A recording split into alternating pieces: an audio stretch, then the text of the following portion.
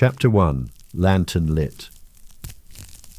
Morning, if it ever arrived at all, had already retreated into memory. It was now that quiet time between breath and heartbeat, when even the restless canals seemed to pause and listen. The kind of stillness that folds over itself like wool blankets stacked deep for the winter. Lanterns in the windows had long since been snuffed out, shutters closed with soft clicks, the scent of hearth smoke lingering in the folds of narrow alleyways. And somewhere, just behind the faded teal door of a modest canal-side dwelling, a man named Willem tugged on his heavy wool cloak. He did so slowly, with the kind of practiced grace that comes from decades of repetition. His hands, browned and rough like river stones, moved without urgency. One loop of the scarf, 2 buttons, not 3. The third had come loose years ago, and though he always meant to sew it back, the absence had become familiar, even comforting. On the small table by the door sat his lantern, an old iron frame with a rippled glass panel that warped the flame inside into a shimmering dance of shadow and light. He lifted it with care, lit it with flint and focus. The flame sputtered once, then held. With the lantern now glowing like a quiet sun, Willem opened the door. The night welcomed him, not cold, not warm, but blanketed in a fine mist that softened everything. As he stepped out onto the stoop, his boots found cobblestone that still held a trace of the day's warmth, now fading with each hour. A distant gull called once from the harbour, a lone answer to the hush. Willem began to walk. He did not stride, but rather moved like a melody, steady, unbroken, with the rhythm of someone who had learned the pace of peace. His lantern swung in a low arc at his side, casting oval pools of amber on the slick stones beneath his feet. The fog caught the light and held it like breath on glass. Amsterdam, in 1672, was a city of edges softened by time. The houses along the canal leaned toward one another like quiet conspirators, their tall frames stitched together with wooden beams and secrets.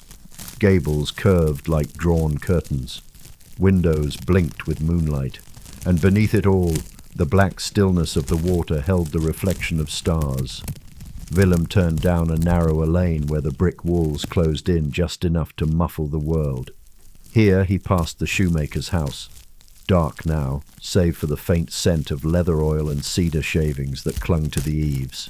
There was no need for him to knock or call. The city was asleep, and his presence was not meant to disturb. He was not there to awaken anyone, only to ensure they stayed safe as they dreamed. He paused at the corner, where a bench sat beneath a gaslight that had not been lit. He did not need it. Instead he sat for a moment, not out of fatigue, but as part of the ritual. This bench had welcomed his father too, once the night rounds passed into older hands. Willem remembered being a boy, half asleep in bed, waiting for the soft creak of this very bench. It meant all was well. He rested one hand on the hilt of his walking stick, carved from alderwood and smooth from years of use, not for defense. Willem had not needed to defend himself in decades, but it grounded him, like an anchor to the present moment.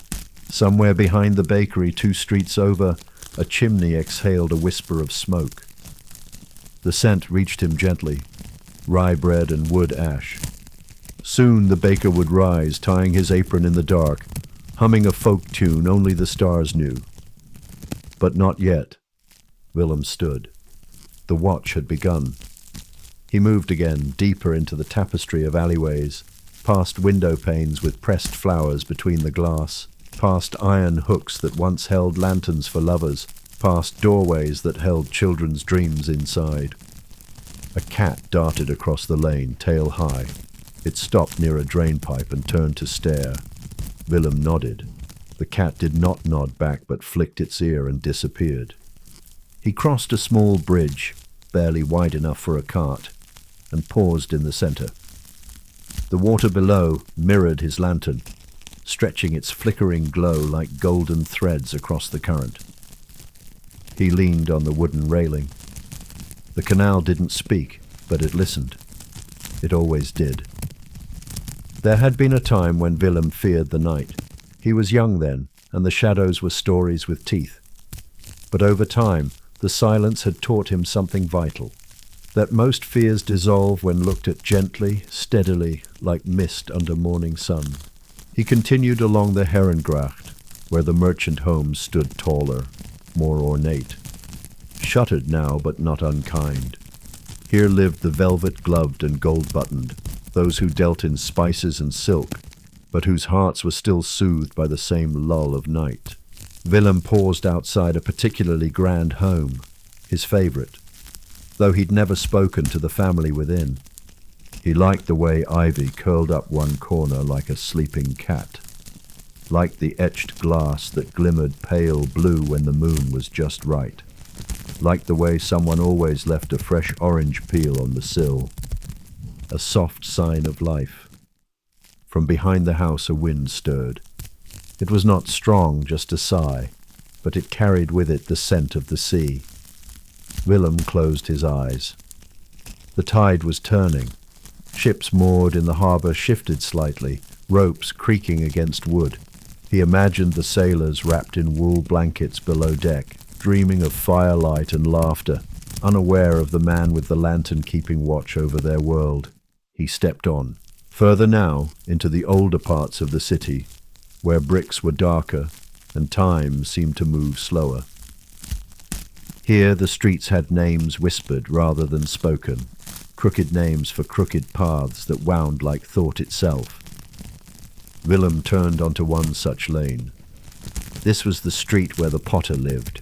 He had not seen her in weeks, but he often noticed new bowls on the windowsill, painted in blue and white with cranes and tulips.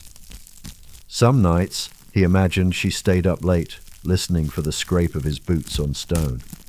He didn't mind the idea. As he passed, he gently tapped the railing with his stick. A soft rhythm, a sound that didn't need to be answered but always offered. The moon peeked briefly through the clouds, waning but luminous. It painted the rooftops in silver and draped the chimneys in gauze.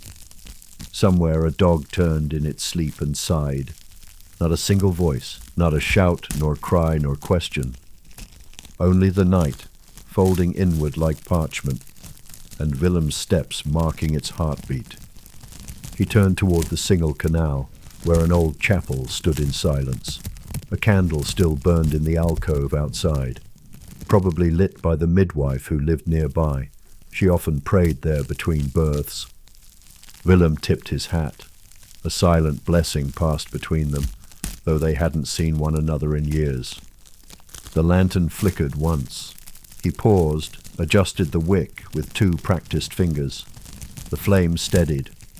No rush. Always tend the light. He had learned that early. The flame must never go out, not only for his path, but for what it symbolized. The city slept better when it knew the light still moved. As he reached the outer edge of his route where the stone walls met open marsh, Willem stood still. The air here was clearer. No chimneys, no footsteps, just the sighing grasses and a pond that shimmered beneath the stars. He stayed for a while, the kind of while that did not count itself in minutes. He let the coolness touch his skin, let his mind quiet. This was the part of the round he cherished most, not for the view, but for the stillness. A place to rest the thoughts he didn't say aloud, memories of those gone, names he still remembered, choices he had made. The watchman watched. Not just the streets, but the spaces between them. He turned back. The flame danced gently in the lantern's heart, and the city welcomed him again, not with noise, but with presence. With each step, Willem returned the night to itself. Soon he would pass the brewery, the tavern, the post house, and then, after all that, the same teal door where this chapter began. But for now he simply walked, holding the lantern, holding the night. Chapter 2. The watch bell tolls. There was a bell near the edge of the old quarter. It hung from a simple iron bracket, affixed to the stone wall of the gatehouse, where the city once ended and the marshes began. Now the city had grown around it, as cities tend to do, swallowing edges, softening borders. But the bell remained. Willem stood before it now, as he did every night.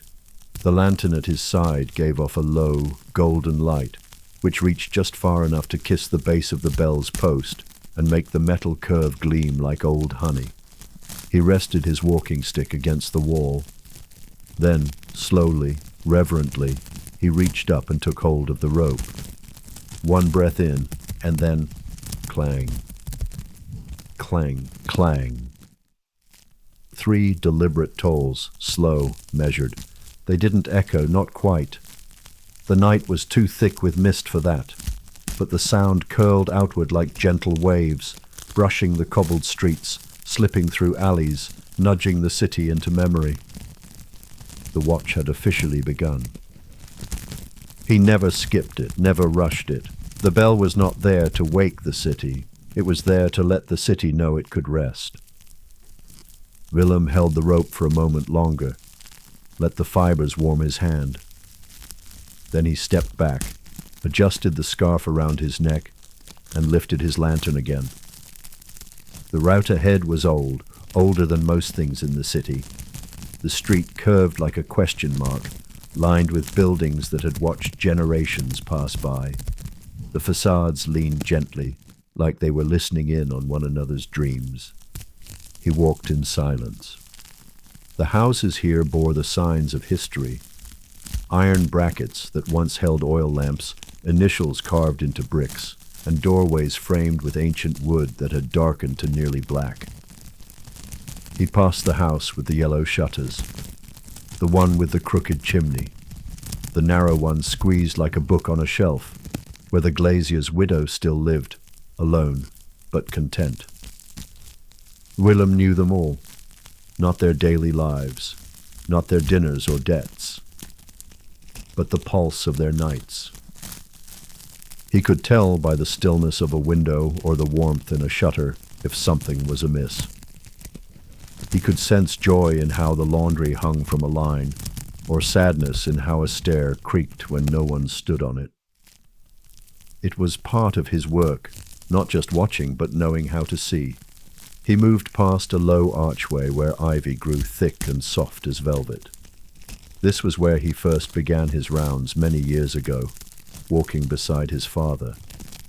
He remembered the quiet way his father carried the lantern, the leather gloves he wore even in summer, the hush of his voice when they passed the baker's sleeping children. Willem's hands looked like his father's now, rough, weathered, steady. He reached the small square near the weaver's hall. The loom house was long closed, its windows dark, but he could still smell faint threads of dye, indigo and madder root, and something floral, maybe chamomile. He crossed slowly, letting his boots settle into the familiar indentations of the worn cobbles. Each step felt known, not in the way that a memory is known, but in the way that breath is known, quietly, faithfully, always. At the edge of the square stood a water pump, old brass, dulled with time, wrapped in frost. He paused there, reached down with one hand, and gave the handle a single press. A soft trickle. The pump hadn't frozen. That was good. The laundress would be out before dawn to fill her buckets, and he liked to know the city would be kind to her. Above him, a shutter moved. Not loudly, just a gentle click as someone adjusted it slightly, perhaps to let in air or to better hear the night. Willem didn't look up. He didn't need to. He just nodded once for whoever watched. The street ahead was a narrow finger of stone ending at a small bridge. Beyond it, the Jordan district began, a place of garden courtyards and worn brick, of artisans and dreamers, of long tables and stories told under low rafters. But first, the bridge. Willem approached it slowly. The lantern light swayed gently in his hand, sending ribbons of gold across the canal's black surface. He liked this bridge. It was simple, just stone and iron, but it had a way of feeling suspended in time. The water beneath moved so quietly, it sometimes looked like a polished mirror. Tonight, it reflected the moon. The moon, a pale coin in a soft blue sky. The clouds had cleared briefly, parting like stage curtains. The stars, timid but twinkling, peeked through. He paused at the top of the bridge and looked down at the water. It watched him as he watched it. There had been a time, many years ago now, when Willem had considered leaving. The world had changed. Fewer people respected the watchman's role. Some called it quaint. Others didn't even notice it at all. But nights like this, nights when the world seemed wrapped in velvet, when the air breathed gently and the silence folded like linen, these were the nights that reminded him why he stayed. He turned slowly, lantern raised slightly to light the path behind him. No one, not a soul. But still, he felt accompanied by the city itself, by its breath, its bones, its deep, slumbering presence. He crossed the bridge and continued toward the alley that would take him to the printmaker's square. Along the way, he passed a shutter-painted sage green. A birdcage hung beside it, empty now. But in summer, a canary lived there. It would sing at dusk, just before he began his rounds, and stop precisely when the lantern was lit. The printmaker's square was empty. A few crates leaned against a wall. A forgotten broom stood upright in a corner. He could hear a faint snore from the apprentice's loft, a contented one, the kind of snore that came from a belly full of soup and dreams lined with ink and parchment. He moved on. Soon he would reach the high street where the candlemakers lived, then the seamstress with the limp, then the cheese seller whose cat always tried to follow Willem for a block before giving up. He would walk it all. Not because he had to, but because the city deserved it. Because peace, like any good thing, must be tended. The lantern flickered slightly in his hand, and he adjusted the wick with 2 fingers, as he had done 1,000 times. It steadied. He looked ahead and let his breath fall into rhythm with his steps. 1, 2, 3, 4, each one like a heartbeat, a hymn, a promise. The bell had tolled. The night had begun, and Willem, watchman of dreams, keeper of stillness, walked on. Chapter 3. The Gabled Shadows. The rooftops leaned inward like quiet elders gathered in conversation, their gables sharp against the night sky. Some tilted slightly, some stood tall with pointed spires, others curved like the pages of a well-worn book. All of them listened. The stars above were sparse tonight, just a scattering, like grains of salt on dark velvet. But the moon still hung, watching softly as Willem made his way into the Jordan district. This part of the city was slower than the rest. Not in movement, but in feeling. Even the bricks here felt warmer, more lived in. The houses shorter, their windows smaller, their gardens tangled with herbs and climbing roses, though now they all slept beneath mist and moonlight. Willem turned onto a lane so narrow he could almost touch both walls if he stretched his arms wide. The air smelled faintly of lavender and baking, though nothing baked at this hour. Perhaps the scent lingered, caught in the mortar like a memory. He paused before a house with pale blue shutters. The shutters were closed now, but during the day they were always open, and behind them lived a widow who hummed lullabies to her cat as she stitched lace by the window. Willem didn't know her name, but he knew the tune. He walked on. As he passed beneath the overhanging eaves, he noticed the flicker of candlelight in a second-floor window. A painter, perhaps, unable to sleep, or a reader caught in the spell of a story. Willem didn't stare, just nodded slightly as though to acknowledge their shared place in the fabric of the night. Further down, he came to the weaver's court. The courtyard was nearly hidden, tucked between two leaning homes down a passageway where ivy grew unchecked and cobblestones gave way to moss.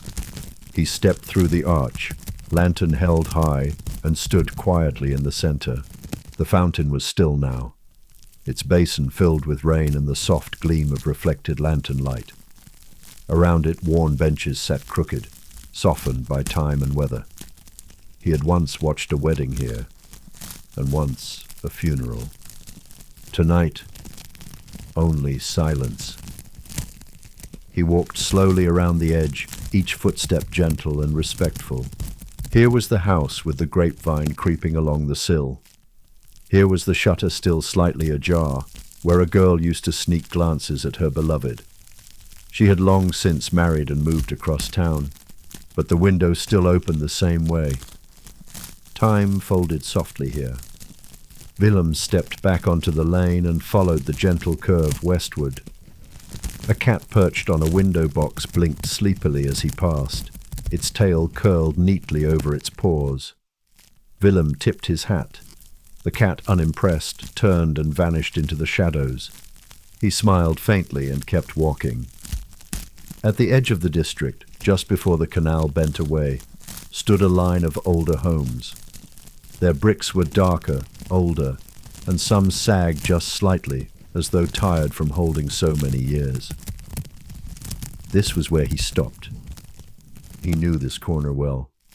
It was where a woman once gave birth just after midnight, and Willem had fetched the midwife. It was where he'd found a child asleep on a stoop in the snow, and carried him home, bundled in his cloak. The child had grown, now a cooper with thick arms and a kind heart. The lamp above the corner door flickered. He raised his own lantern in greeting and continued on. The cobbles here were uneven. His boots found their places with the ease of memory. A stone that jutted here, a dip that pooled with rain there. He adjusted his pace to match the rhythm of the street. The city had its own pulse, its own breath, and Willem had long ago learned to walk in step with it. A few steps more, and he reached the edge of a small bridge. This one arched only slightly, its stone worn smooth by countless feet and wagon wheels. He stopped at the top and looked out over the water. The canal stretched into darkness, flanked by silhouettes of trees and homes.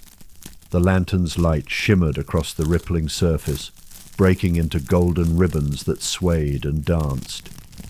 Somewhere far off, a gull cried once, then was silent. Willem listened, not for anything in particular, just listened. The wind brushed past him gently, tugging at his cloak. The cold did not bite, it merely reminded. He leaned on the railing, resting one hand on the smooth stone. His thoughts wandered, unhurried.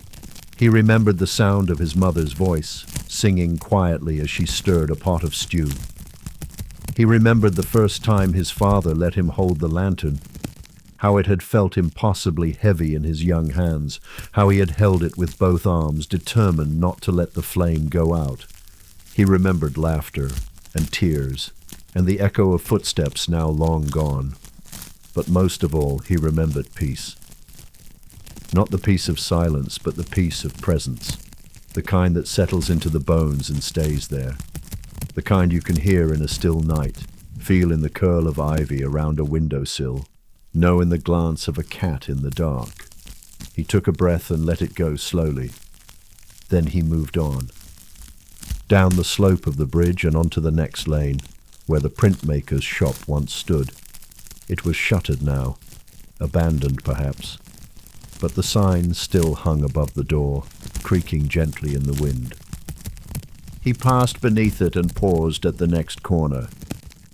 Here he always stopped. A habit, perhaps, or maybe something deeper.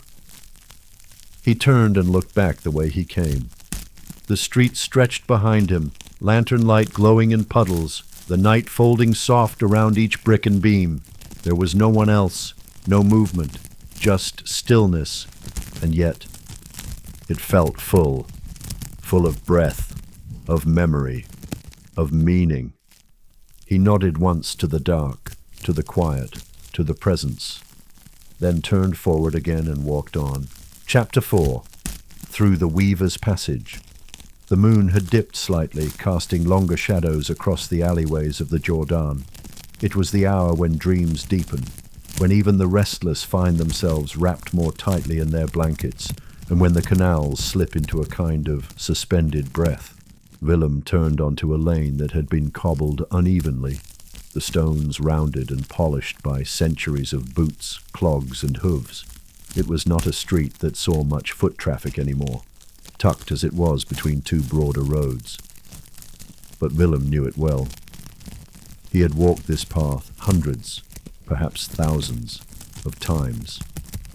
At its mouth stood a stone arch carved with faint patterns, nearly worn away. No one remembered who carved it. Some said it was a weaver's guild sign. Others said it marked the edge of the old Jewish quarter. Willem didn't know which, but he had always admired the way moss grew along its edges like a green lace collar. He stepped through and the street narrowed.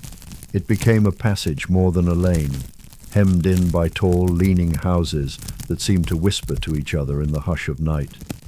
He liked this part of the round. It was quieter, somehow, than even the other quiet places, as if the air here moved slower. A candle flickered behind a thick glassed window. Someone reading, or perhaps praying. Willem didn't pause. Instead, he moved in rhythm with the shadows, letting his lantern swing low and steady. The light caught on the cobbles, spilling over the stone like golden water. The flame was smaller tonight, perhaps due to the damp, but steady nonetheless. He adjusted the wick slightly with a practiced touch, and it flared just enough to reach the brick walls. He passed the bakery chimney, cold now, but still rich with memory. The scent of rye and fennel lingered faintly in the mist. He remembered a boy who used to sneak rolls from the windowsill. He'd grown into a tall man now, a sailor in the West Indies, if the last letter was to be believed. The thought made Willem smile softly. He stepped over a small drain channel and approached the weaver's courtyard. This was not a place many outsiders found, but he had known it since he was a child. The weavers no longer lived here, at least not as a guild. But the houses remained, their doorways framed in wood darkened by centuries of dye and steam. In the center stood an old stone fountain, its edges chipped, its basin green with algae. Once it had gurgled sweet spring water into buckets and basins. Now it merely reflected the moon when the sky was clear. Tonight, it did. Willem paused at its edge. He looked into the still pool and saw the shimmer of the moon, the flame of his lantern, and his own weathered face. He saw the curve of his wool cap, the bend of his nose, the lines carved deep around his eyes. He looked older than he felt, but also softer, like the city itself. He did not linger long. The cobbled path curved left, through a narrow squeeze of buildings where laundry lines crossed like spider webs above. Empty now, save one forgotten kerchief that flapped gently in the breeze.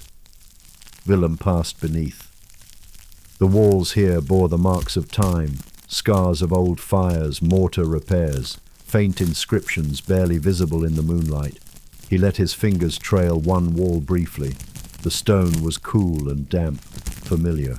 A shudder creaked above. Not in alarm, just a shift. He looked up and saw a shadow move behind a curtain. A child, perhaps, woken by a dream. He raised the lantern slightly, letting the light show his face. A watchman, nothing to fear. The curtain stilled.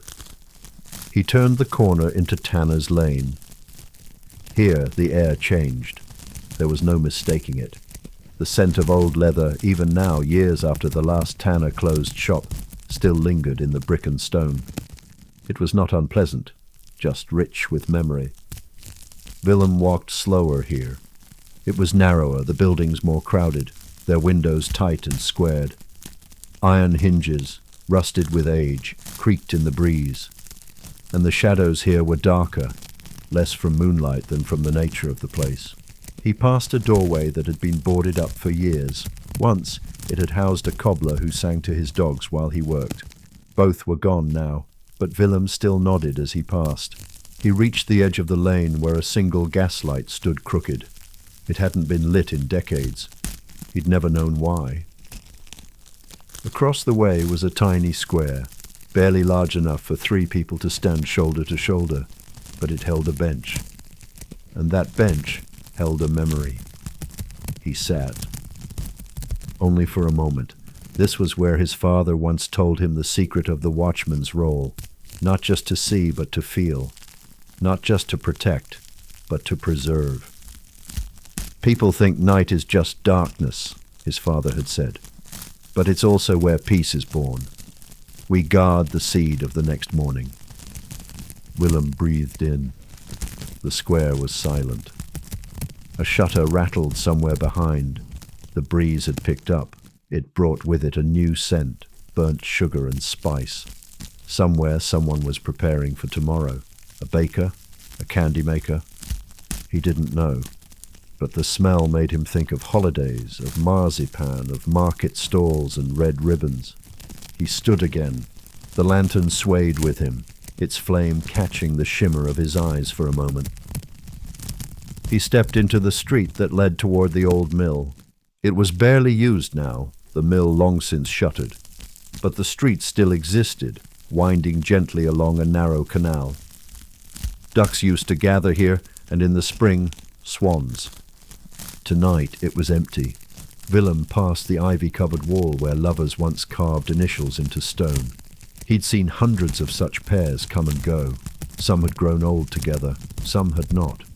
But the wall kept every name. He paused. Touched one with his fingers.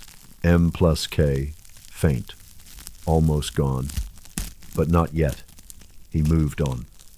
The mill loomed ahead, tall and still.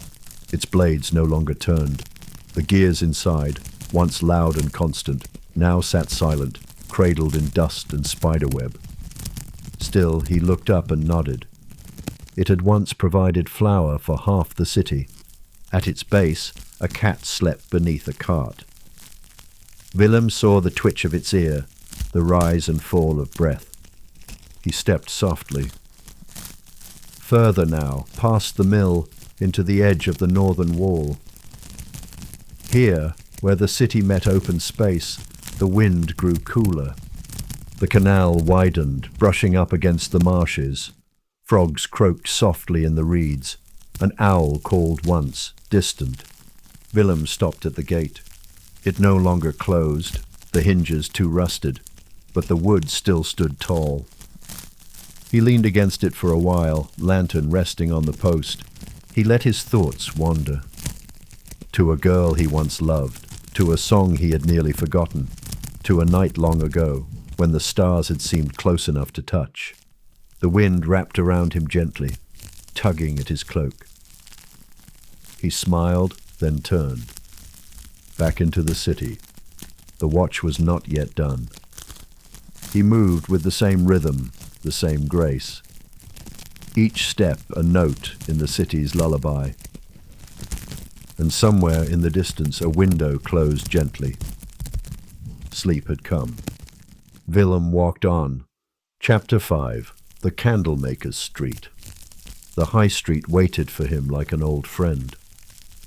It began wide, broader than most in the Jordan, lined with buildings that wore their histories in weathered shutters and uneven bricks. Willem stepped onto it slowly, his boots whispering against the cobbles, his lantern casting its low golden arc ahead of him. The scent of beeswax greeted him first. Even with shutters closed and hearths cooled, the candlemakers left behind traces of their craft, notes of honey, resin, and faint lavender caught in the creases of doorways and windowsills. A comforting scent, familiar. He passed the first of the shops, the one with green trim and a sloped roof. The old master had died years ago, but his daughter carried on the trade, her fingers as skilled and steady. By day, she made tapers and temple candles. By night, she dreamed of light, Willem imagined. A cat blinked at him from beneath the bench by the door. It did not run, just blinked once slowly, as though acknowledging him. He tipped his hat in return. Further down, a shutter creaked open just a hair, not with alarm, just curiosity. Willem didn't look directly, but his posture softened a little, the way it always did when he sensed eyes watching gently. It was enough to let them know he was who he was. The Watchman, keeper of calm. No need to worry. He turned his lantern slightly to light the carving on the corner post of the next shop. A vine of roses, worn but still lovely. He traced it with his eyes, not his fingers. Touch could fade things faster. He paused by a doorway framed in dark wood. A single beeswax candle stood burning in a glass holder on the sill. It was a tradition here.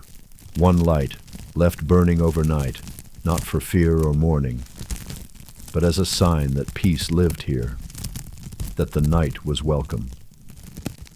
Willem watched the flame for a moment.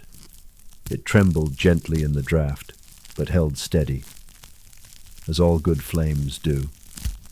A memory stirred. His mother used to light a single candle each evening. She'd set it near the window and whisper a few words, not a prayer exactly, but a kind of invitation. "May peace sit with us tonight," she would say, not asking, simply stating. He breathed in through his nose, held the warmth of that memory, and walked on. A tavern sat near the end of the street. Its door was bolted, its sign swaying in the breeze, a painted jug of ale, faded and chipped. During the day, it buzzed with voices and boots, but now it rested, chairs stacked, hearth cold, silence thick and soft. Willem stepped past it, his lantern light catching the curve of a wine bottle on the sill, half finished and forgotten. Someone had left it there after closing, perhaps in haste, perhaps in quiet joy.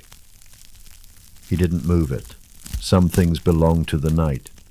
He turned left at the corner, entering a much narrower lane. This one led toward the seamstress's house. She lived alone now, but her curtains were always neat, her porch always swept. She walked with a limp from an accident long ago, and Willem had once helped her up after she slipped on the frost. She'd called him a guardian in boots, and the name had lingered in his mind ever since, like a leaf pressed between pages. He didn't knock, didn't stop. But he let the lantern cast its light just a little brighter as he passed her window. Ahead was the cheese seller's shop. Its shutters bore painted cows and curling vines, faded by time but still cheerful. During the day, children crowded the front for wedges wrapped in waxed paper. At night, the cats took over. Sure enough, one now followed him, a sleek gray thing with pale eyes and an ever-hopeful trot. Willem glanced over his shoulder. The cat paused, pretending it wasn't following. He smiled, then turned forward again. At the alley's mouth, the cat gave up and sat, tail curling around its feet as if to say, "I came this far." He tipped his hat once more. "You've done well," he murmured. The street narrowed again, funneling into what locals called the Whisper Walk, a narrow run between buildings, barely wide enough for a cart, where even in the windless stillness things rustled. Laundry lines shifted, a shutter tapped, a leaf danced in a circle before settling. Willem walked softer here. His boots met the stones like old friends reuniting in silence. He passed under a wooden beam that connected two buildings. Once, it had held a pulley for lifting crates. Now it simply bore the weight of shadow and starlight. At the end of the lane, a lamp bracket hung empty. No oil, no wick. But still it remained, a witness. Beyond it lay the chapel square. Not grand, just stone benches, 3 trees, and a well at the center. The chapel itself stood slightly askew, its bell tower leaning as if in thought. The door was closed but not locked. Willem stepped into the square and paused. The trees rustled faintly. He approached the well and looked in. There was no moon reflected tonight, just darkness and the faint scent of wet stone. But it didn't matter. He knew what the well had once held, water drawn for the sick, for the poor, for newborns and the dying. Every rope pull had once been a prayer. He touched the rim briefly, then stepped back. In the far corner of the square, tucked between tree and bench, a tiny votive flickered. Someone had lit it, not long ago. Perhaps the old midwife, perhaps someone else. He let it be. Its flame added to the quiet. Not bright enough to outshine the stars, but enough to warm the eye. Willem circled the square and turned onto the back lane that would take him toward the final stretch of his route. The air smelled faintly of baking once more, just a curl of spice and heat. Perhaps someone was already stirring. He walked slow. The lantern in his hand seemed lighter, not in weight but in presence, as though it knew it had done its part. Ahead was the small footbridge over the canal. He stepped onto it gently, each bootful muted by the age-softened stone. Beneath, the water moved lazily, rippling only at the edges. He paused at the center. The city exhaled around him, not with wind or noise, but with knowing that the watch still walked, that the night still held, that someone was awake to keep the silence company. He looked out across the rooftops, slanted and soot-darkened, lights out, curtains drawn. But within those homes lived stories, laughter, grief, beginnings and endings. And Willem held them all in his quiet heart. He raised the lantern one last time for the chapter, letting it shine across the water, then turned and walked on, into the dark that was never quite dark. Chapter 6. The Candle That Welcomes the Night. The narrow lane that followed was one of the oldest in the district, though most newcomers wouldn't know it. It curved like a question, then sloped gently downward until it met a canal that reflected only a sliver of moonlight. Willem walked slowly. Here, time thickened. The stones beneath his feet were slick with dew, and the buildings leaned so close together that the night sky above appeared in glimpses. A slice here, a flicker there. The lantern glowed in his hand, soft but sure. He passed an old herb shop. Its windows were shuttered, but small jars lined the sill inside, amber, green, cobalt blue, each catching and holding the light. The owner, a quiet woman with silver hair, used to give him tea when his cough returned in spring. She still did, on occasion. He'd find a paper-wrapped bundle left on his doorstep. He nodded to the door. Past the shop, a wall of ivy swallowed a crumbling stairwell. It had led once to a chapel long since torn down. The ivy remained. Willem brushed the leaves gently as he passed, letting his fingers skim the green like reading braille from another century. He came to a small courtyard paved in broken stones and moss. No benches here, just a single stone basin at its center, dry now. But he remembered when it held rainwater, and as a boy he would peer in to find frogs or silver fish flickering like secrets. A cat darted across the path, grey and quick. He watched it disappear into the gloom. A door opened quietly nearby, then closed. No footsteps, just the hush of someone returning to sleep. Willem stepped around the basin and continued. The path narrowed again until he was forced to hold the lantern higher. Its glow brushed the bricks on either side, warm tones of umber and sienna, washed pale by time. He reached the corner where the clockmaker once lived. The shop sign was still there, though the hands on its painted clock face had long faded. In the window, a dusty row of watches and pocket chronometers lay on display, unmoving. Willem paused. He remembered how the clockmaker, a small man with deft fingers, had once fixed the bell tower by hand when no one else could. He had timed the city to its own heartbeat. Now the shop waited quietly, a place out of time. Willem adjusted the wick again. The flame leapt a little, then settled. He crossed a narrow footbridge next, the kind barely wide enough for a cart. Beneath it, the canal rippled with slow purpose. A waterbird stirred somewhere under the arches. Across the bridge, the wind shifted. He smelled smoke, not fire, but chimney smoke. A home still warm. He passed the house and heard the soft crackle of logs, a chair creaking slightly within. Then stillness again. He arrived at the shoemaker's lane. It ran straight and narrow between rows of cottages, each with a small front step and shuttered window. He knew every door. The one with a brass knocker shaped like a lion's head. The one painted lavender in spring. The one with wind chimes made from cutlery that clinked softly in the breeze. He passed each slowly. Each step was familiar. Each step was sacred. Then came the lamppost. It marked the edge of the northern watch, where his path turned again toward the southern district. Willem paused here every night. He looked back. The street lay behind him like a ribbon unspooled.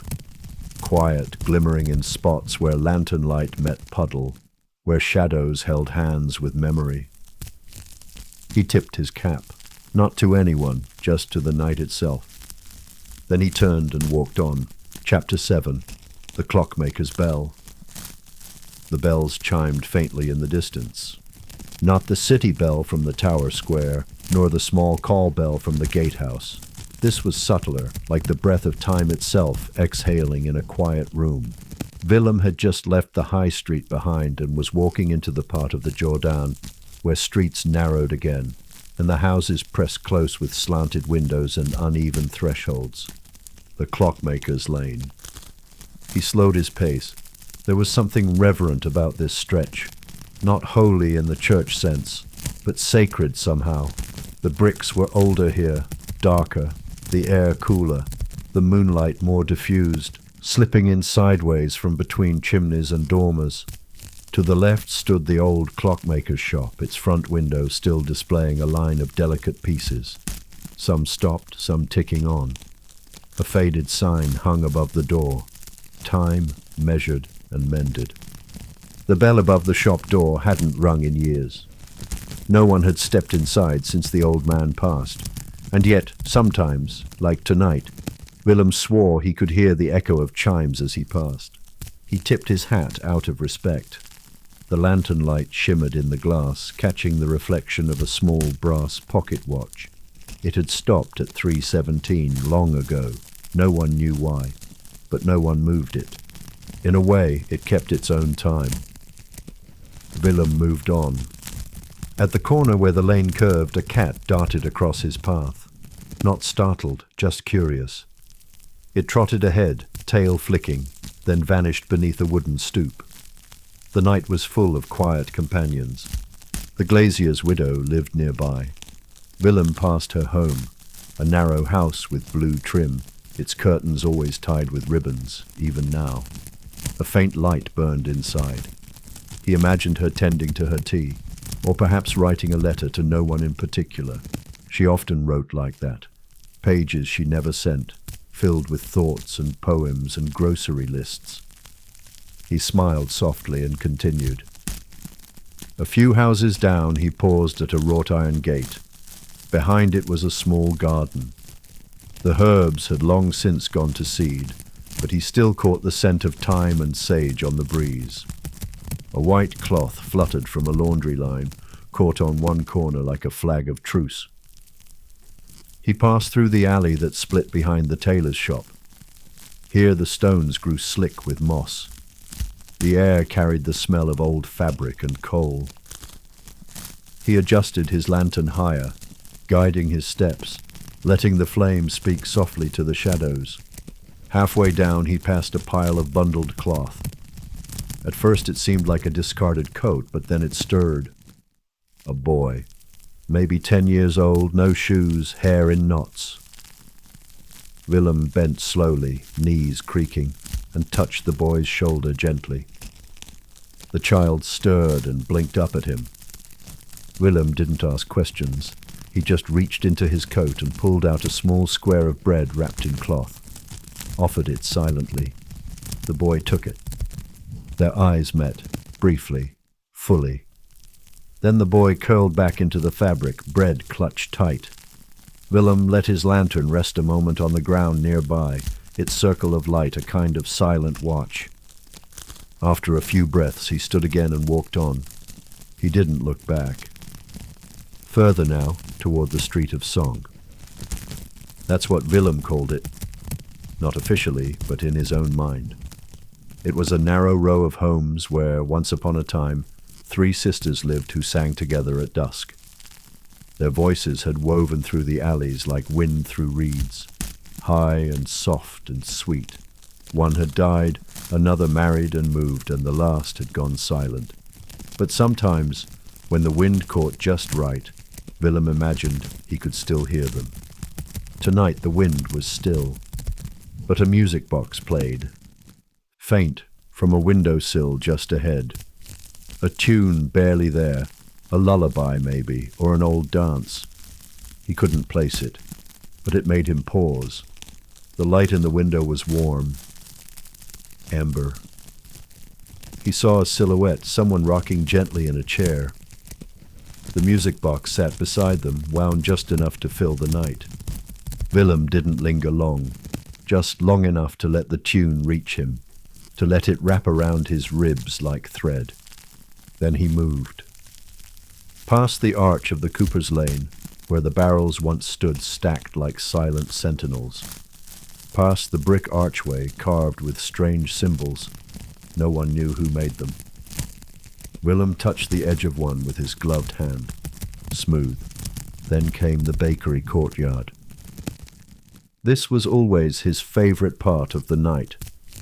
The bakery had long since closed for the evening, its ovens dark and its windows shuttered, but the scent of yeast and sugar hung in the air. Residual warmth clung to the stone walls, like the last echo of laughter. He passed the stone bench where apprentices used to sit, flour dusting their sleeves, arms sore from kneading. He could almost hear them now, stories traded in whispers, dreams shared between bites of crusty bread. He let the memories rise like steam. At the edge of the courtyard, a vine had grown wild, sweet pea maybe, or trumpet flower. In summer it bloomed like flame. Now it stood tangled and bare.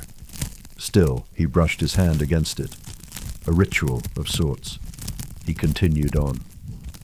The watch was more than walking. It was remembering. He reached the brewer's alley.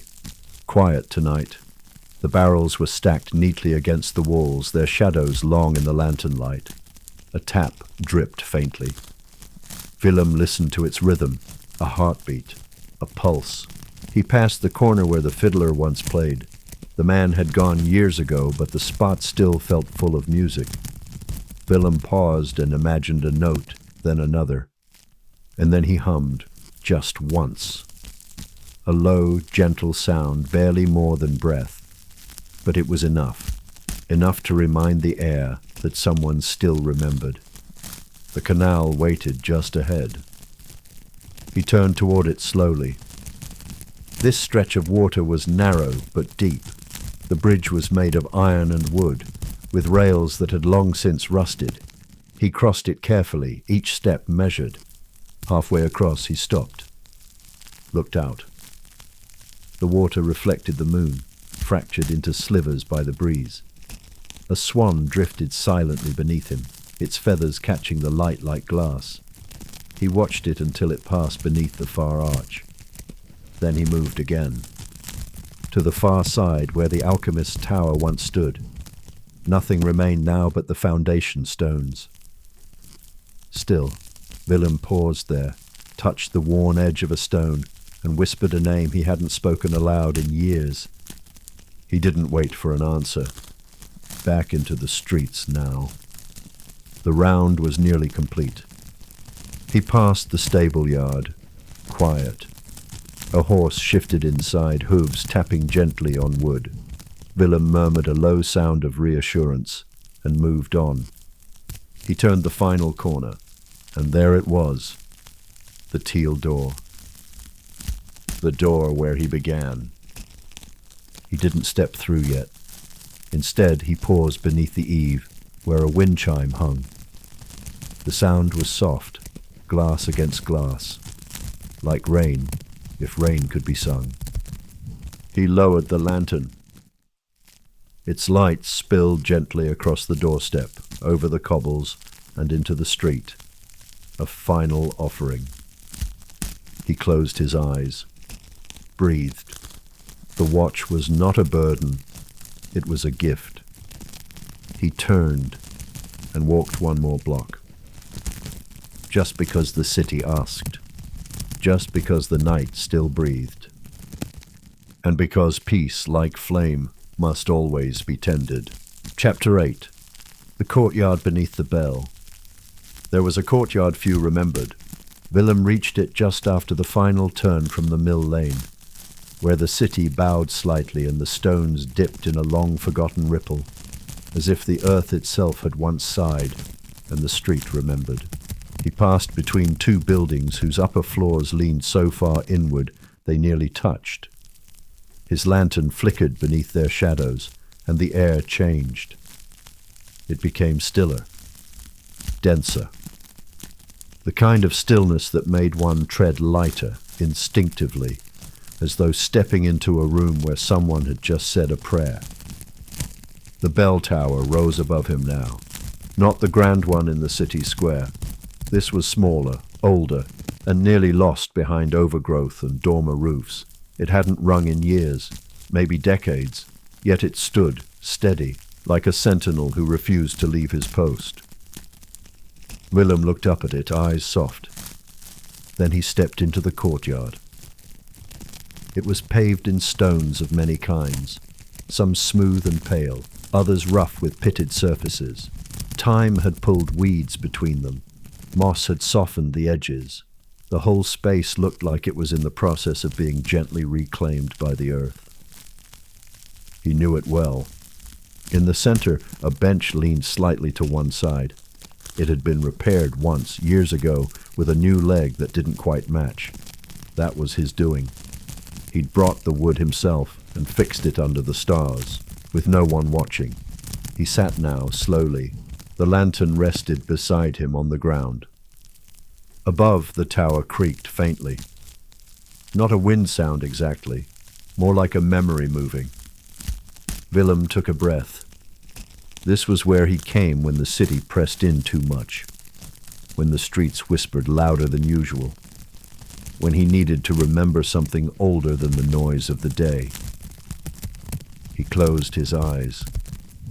Let the cool air touch his face. Let the silence settle like dust.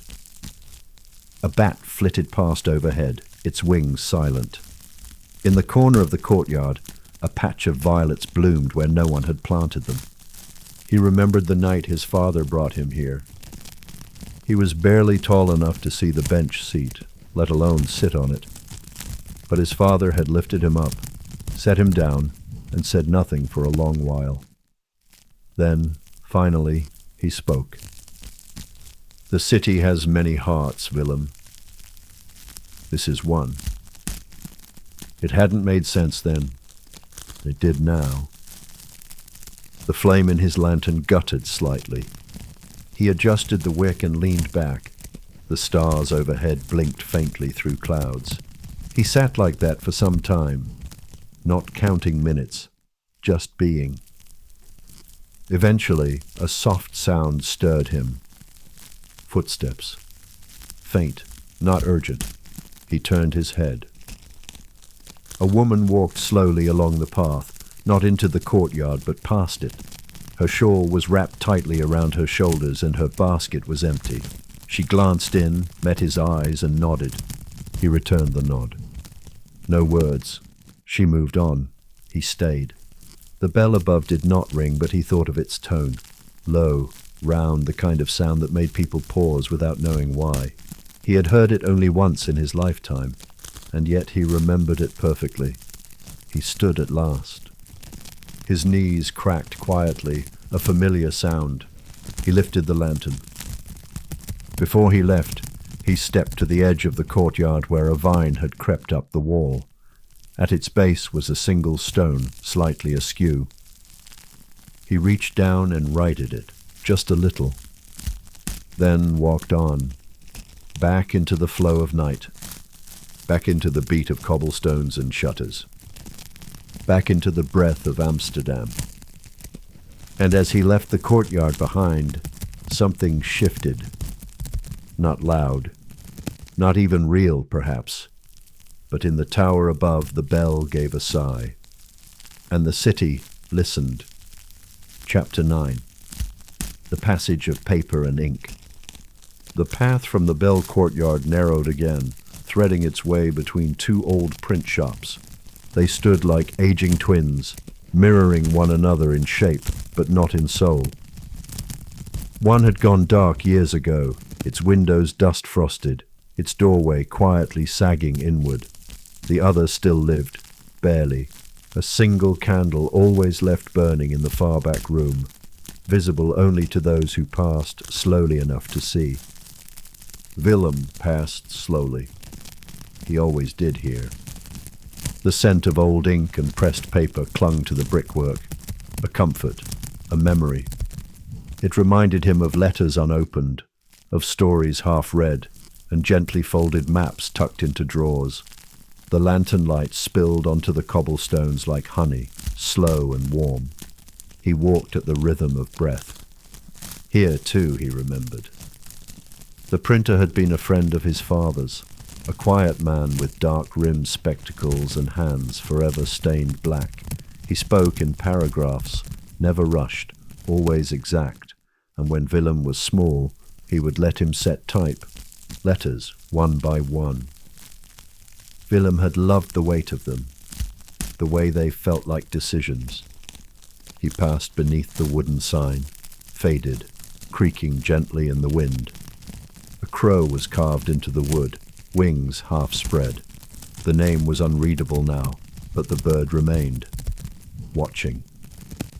At the edge of the lane, just beyond the last shuttered window, a paper had been left under a stone, folded once, nothing written, not yet. He stooped and gently released it. No need to take it, just a check, just to be sure. He set the stone back and moved on. This was the part of the city built not for carriages, but for whispers. A thread of walkways wound between bookbinderies and apothecaries, through narrow corridors where lamplight never quite reached the ground. His lantern became a companion now, not just a guide. A small sun, pulling shadows into orbit. He passed the doorway where once a philosopher lived, a man who rarely spoke but wrote continuously. His windows had always been open, rain or shine. Now the glass was boarded, but still Willem tipped his hat. Ideas didn't fade the way people did. A gust of wind funneled through the corridor, carrying with it the faint scent of pressed petals and burnt parchment. He inhaled it like a memory. He came to a square no larger than a kitchen. At its center a paper tree grew. Not truly, of course, but someone years ago had begun the tradition. Every spring scraps of poetry and song lyrics were tied to its branches, folded messages, forgotten names. Now in winter, the tree was bare, but faint ribbons still clung to the lowest limbs, whispering as the wind passed. Willem reached up and touched one. It read simply, "Still here." He nodded. So was he. The passage continued through a covered walkway, arched and dark. Rainwater dripped from the beams above. His boots met it softly, echoing just enough to feel real. He passed a mural, a map, hand-painted on plaster. Faded beyond use, but beautiful still. Some believed it showed Amsterdam as it might once have been. Others thought it was a dream of a city yet to come. Willem just thought it was honest. He paused there. Let his eyes follow the worn streets, the swirling canals, the soft blot of painted stars. Then he moved on. The square ahead held the old letterbox. A relic, rusted, its keyhole long since sealed. But people still placed notes there, folded wishes, apologies, names of lost loves. Willem placed nothing inside, but he rested his hand on it briefly. The box, cold, the moment, warm. He turned down the slope of Printer's Row. Here the stones were worn smooth by carts and feet, and the sound of his boots softened as if even they had grown reverent. A breeze stirred overhead. Chimneys exhaled faint trails of smoke. A boy ran across the way, quick and silent, a parcel under one arm. A messenger, late but eager. Willem let him pass without a word. He remembered when he had once run like that. At the end of the row stood the last print house. Its door still bore the brass plate, "We set what matters." He had always liked that. He raised the lantern slightly to illuminate the steps, then turned and descended into the heart of night. The street behind folded closed like a letter, and the city, patient, kept reading. Chapter 12. The window that never closed. The wind had softened, but the cold lingered. An old companion now, like the ache in Willem's knees, or the way the lantern's flame flickered lower just before dawn. He stepped into a quiet lane tucked behind the herbalist's shop, where thyme and mint once grew in wooden boxes mounted beneath each window. The leaves were gone now, curled inward with the season, but the scent still clung to the wood. It made him think of summers long past, when bees buzzed lazily in the sun, and the scent of drying herbs drifted through every open shutter. Willem paused outside the shop. The window was slightly ajar, just as it always was. It never quite closed, even in the frost. Some said it was broken. Others said the old woman inside kept it that way to let the spirits of the herbs breathe at night. Willem didn't know. He didn't need to. He had passed this place for decades, and the window had never once betrayed the warmth behind it. He tilted his head slightly, just enough to catch the faint sound within, snoring, gentle, rhythmic, a melody of peace. He moved on. The alley narrowed, becoming more of a corridor, with the buildings huddled close like conspirators whispering secrets. Lantern light barely touched the ground here, swallowed by age-old stone. His boots sounded different now, muffled as though the earth itself was listening. At the end of the lane stood a doorway with no house behind it, just a frame wedged between two walls, its panels cracked and rotting. Children once called it the ghost door. They'd leave pebbles on the step, or scraps of paper with questions scribbled in crooked hands. Where do lost socks go? Do cats dream? Willem always picked them up and tucked them into his coat. He never answered them aloud, but somehow he felt the questions were heard, that the night knew how to answer in its own time. Tonight, no new questions waited, just the quiet. He bowed slightly in case the door was listening, then turned toward the canal road.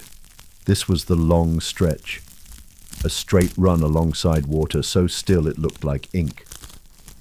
The lantern's reflection rippled beside him as he walked, a twin on the surface. To his left, water, reeds, the silhouette of moored boats, resting like tired animals.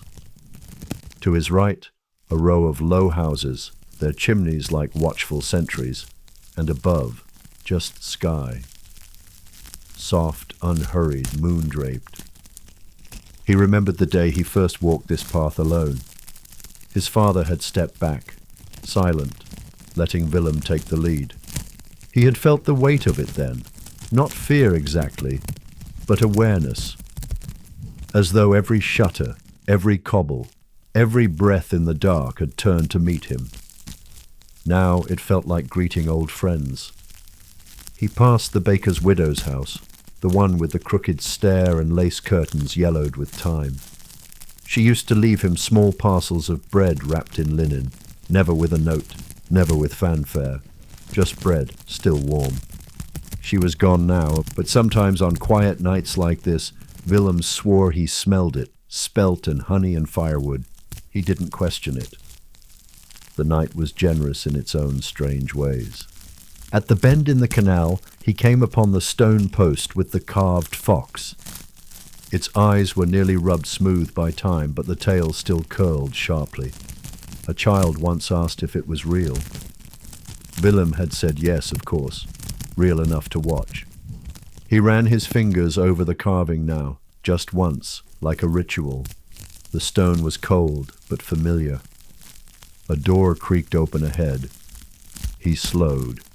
It was the apothecary's assistant, a young man with a thin face and a braid down his back. He always worked late, organizing jars, measuring powders, reading alchemical texts by candlelight. Tonight he stepped outside, glanced at the stars, and nodded to Willem. Willem returned the nod. No words passed between them. Only the soft click of the door closing again. That, too, was enough. He reached a narrow bridge, arched and dainty, more decorative than useful. It led only to a single house across the canal. But that house had stood for centuries, and so the bridge remained, an elegant piece of memory. Willem stopped at its edge, looked at the house. A single candle burned in the window. He didn't know who lived there now.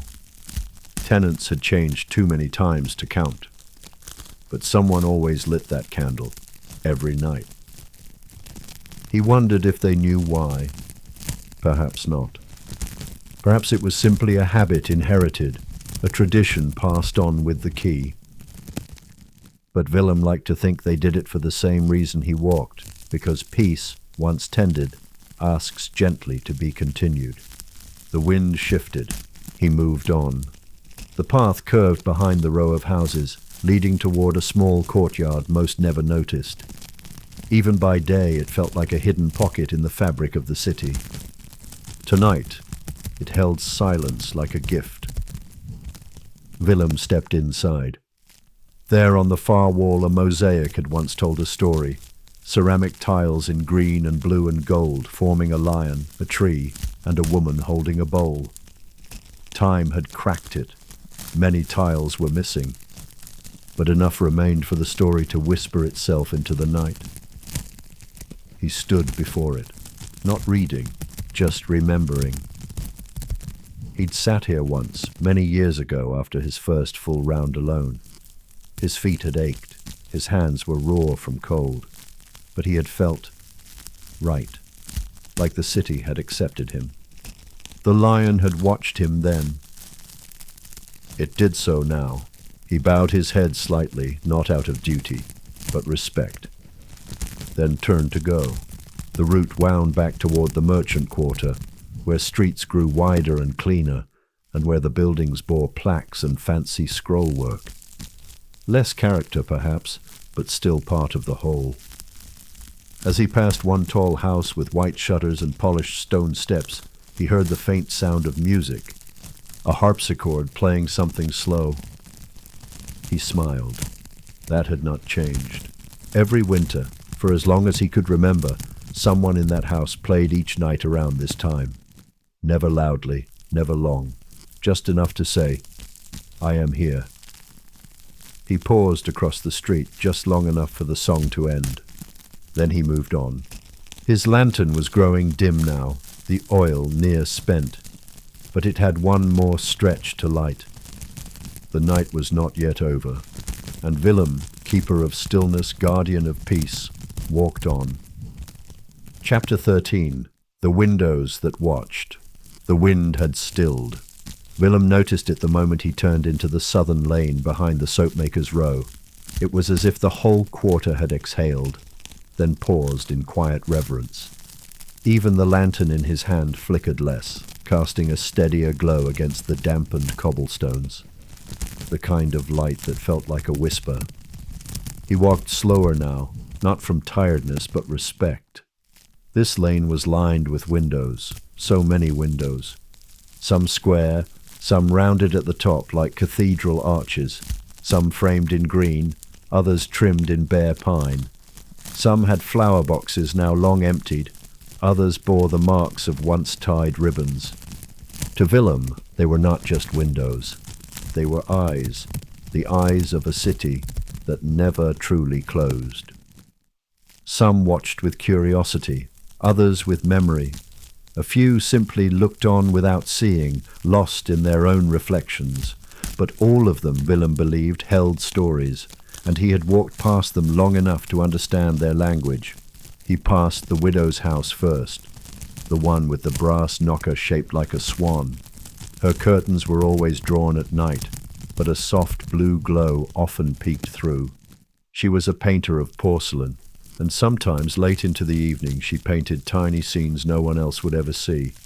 Windmills, swans, a boy with a lantern. She never married again, but she had peace. Willem tipped his cap as he passed. A few houses down he noticed a fresh bundle of lavender tied to a window latch. Unusual for this time of year. It must have been dried and kept, brought out now for remembrance or protection. He didn't know whose hands had tied it there, but he appreciated the gesture. The scent reached him faintly, floral, soft, the echo of a summer now long gone. He continued, letting his boots find their familiar rhythm. Step, step, lantern, step, breath, lantern, silence. At the next corner, a cat darted across the road. Willem stopped. Not from fear, never from fear, but from acknowledgement. The cat too had its path, its own kind of watch to keep. It paused once, looked back, and then vanished into a hedge. The stars above had thinned again. Only 2 or 3 remained visible, winking faintly as if from a faraway dream. Willem turned his attention back to the windows, one in particular. It was tall and narrow, and unlike the others, its glass had been replaced not long ago, clearer than the rest. The lantern's reflection bounced off it easily, bright and golden. Behind the window, a woman sat reading.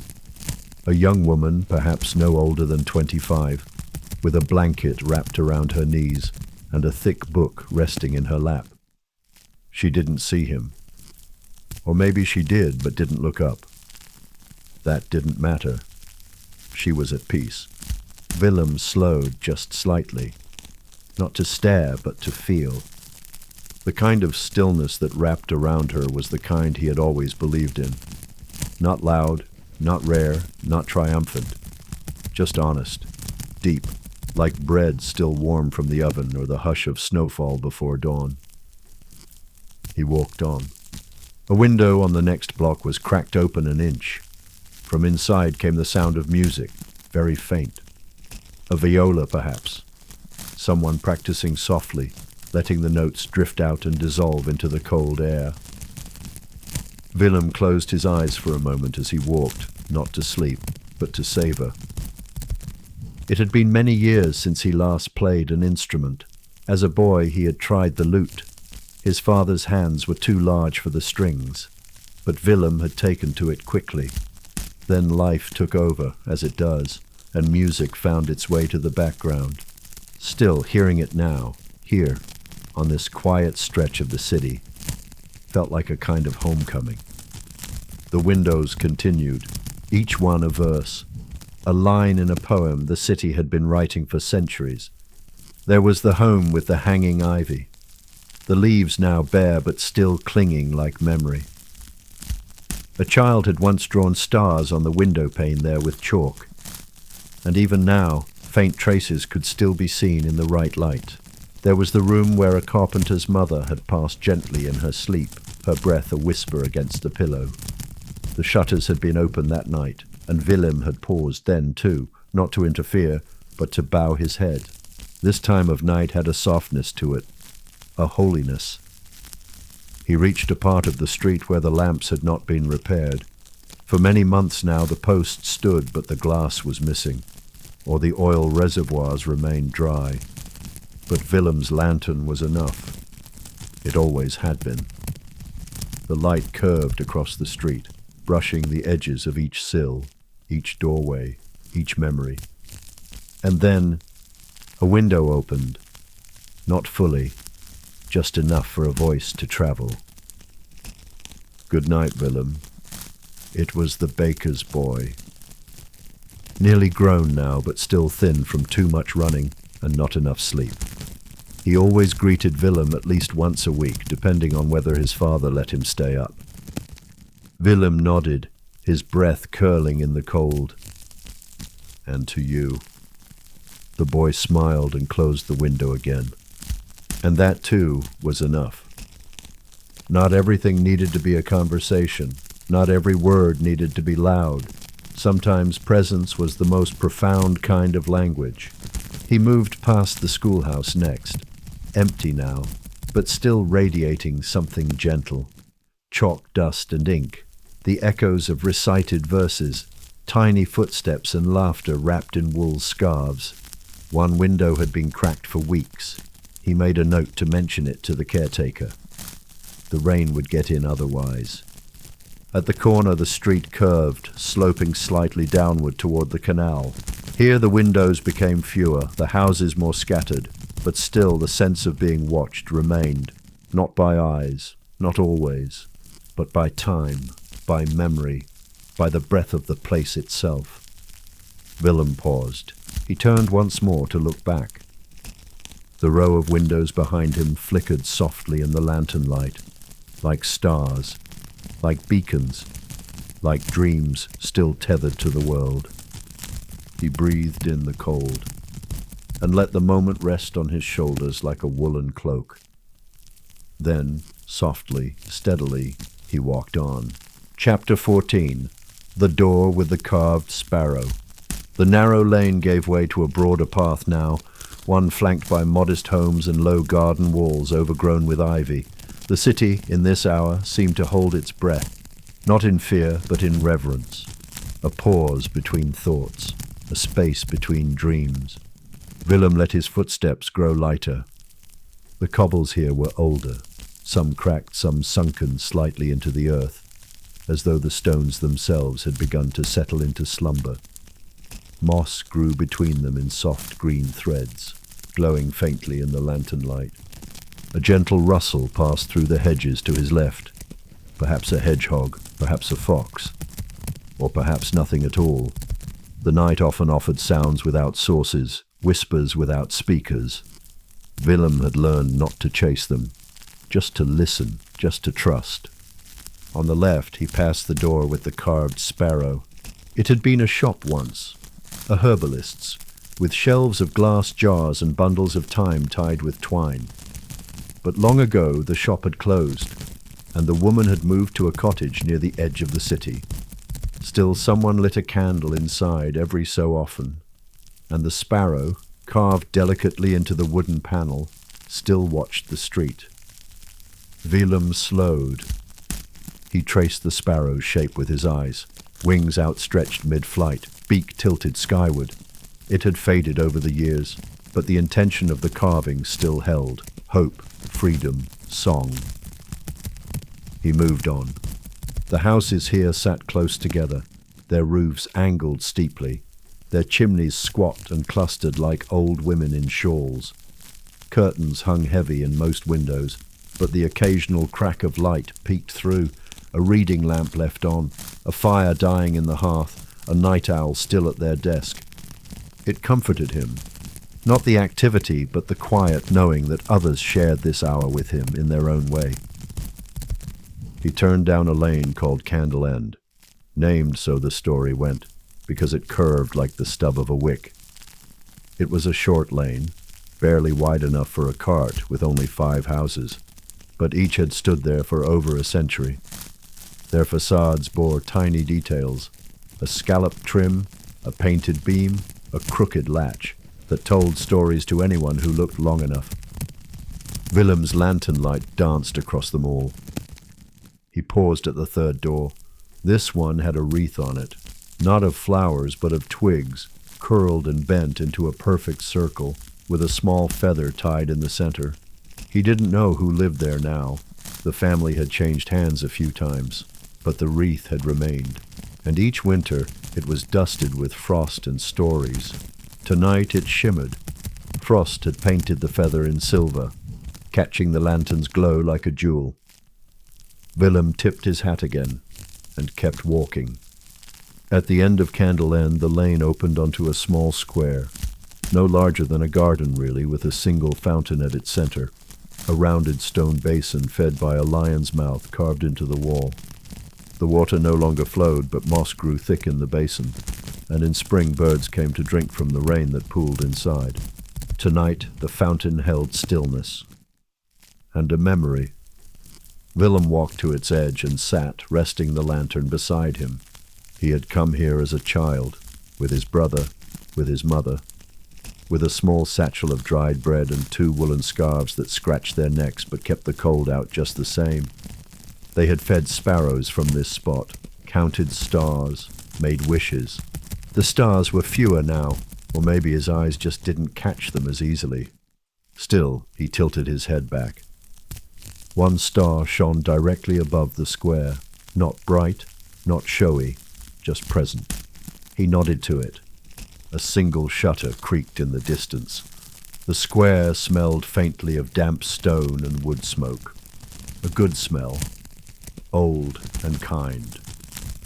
Willem sat for a while longer, letting the silence gather.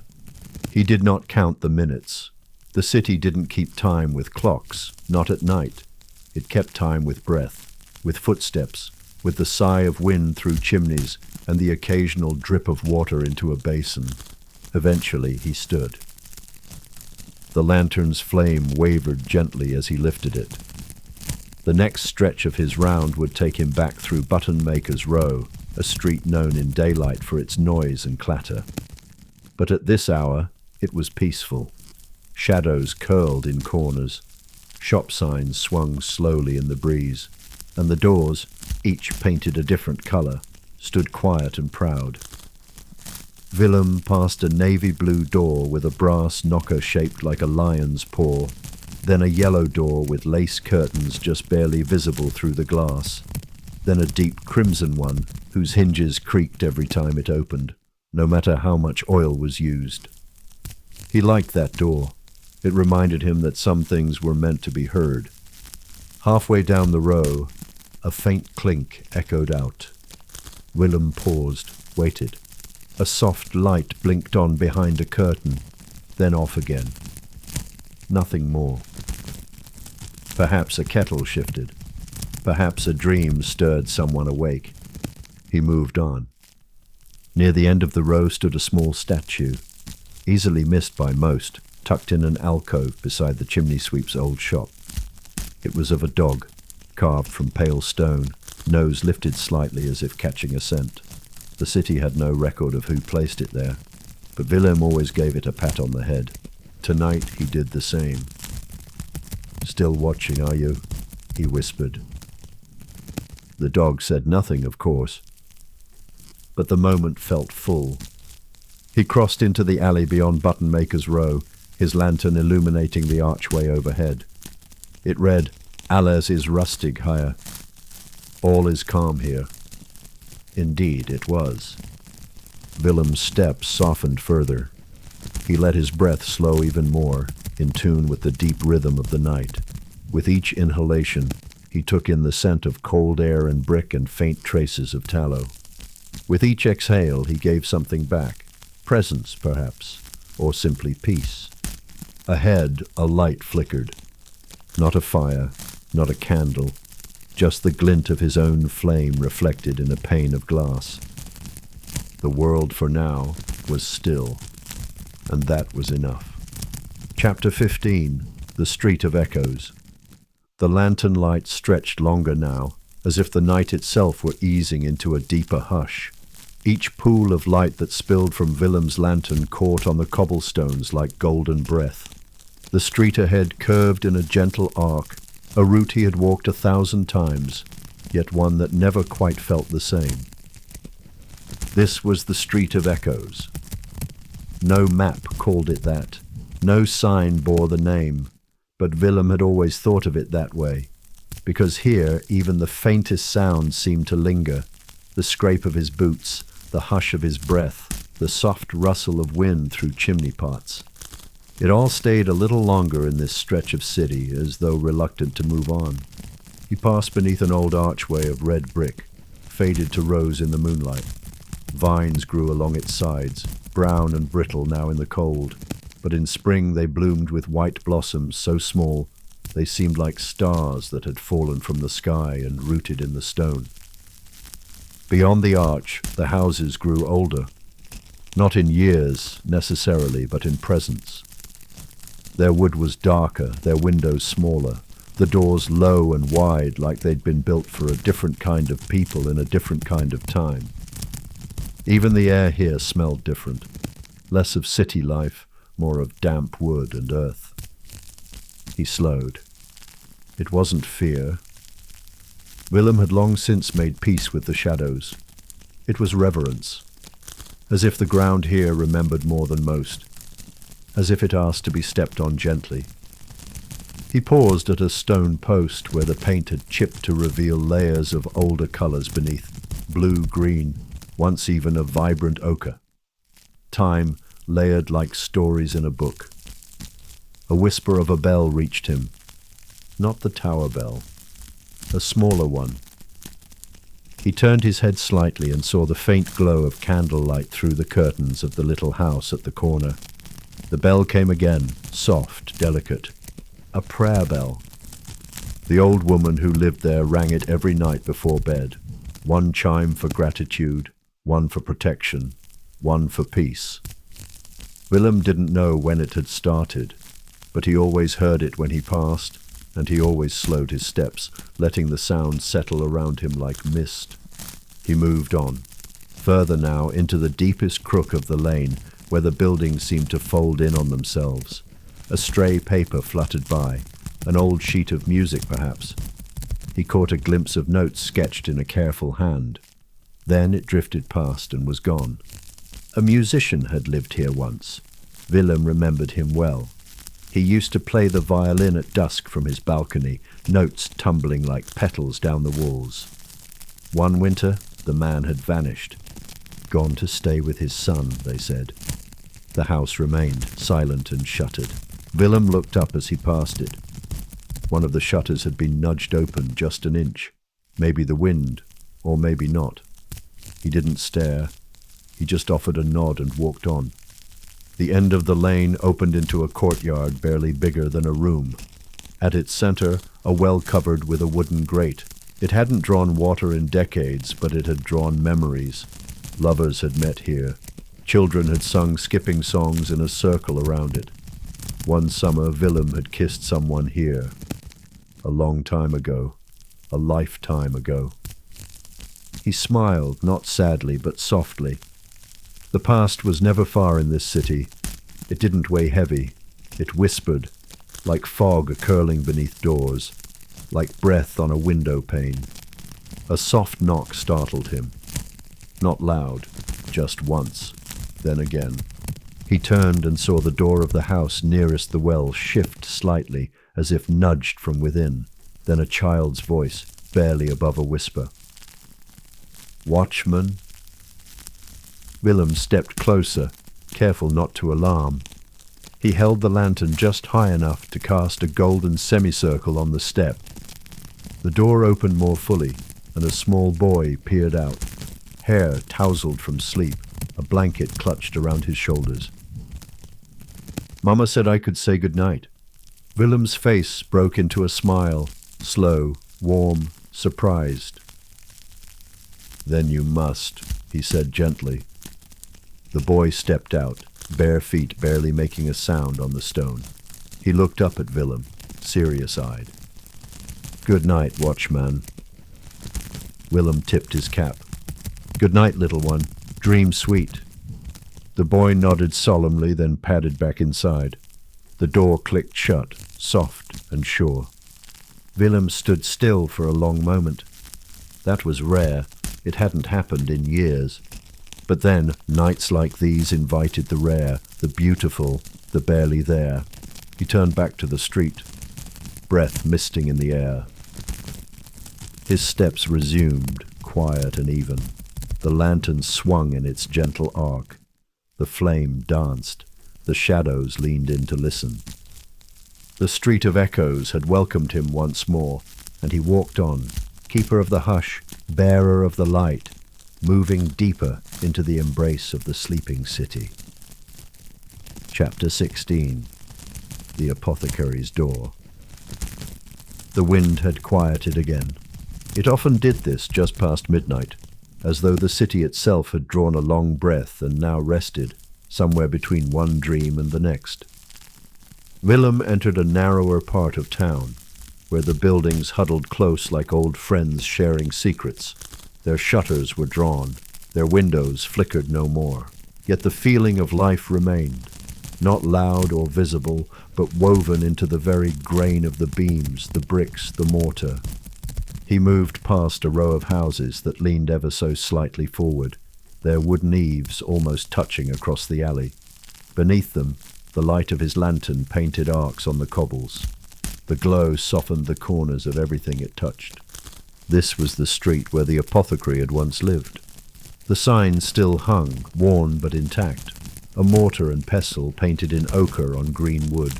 The door beneath it was dark now, but Willem could still smell traces of dried lavender, camphor and lemon balm in the stones.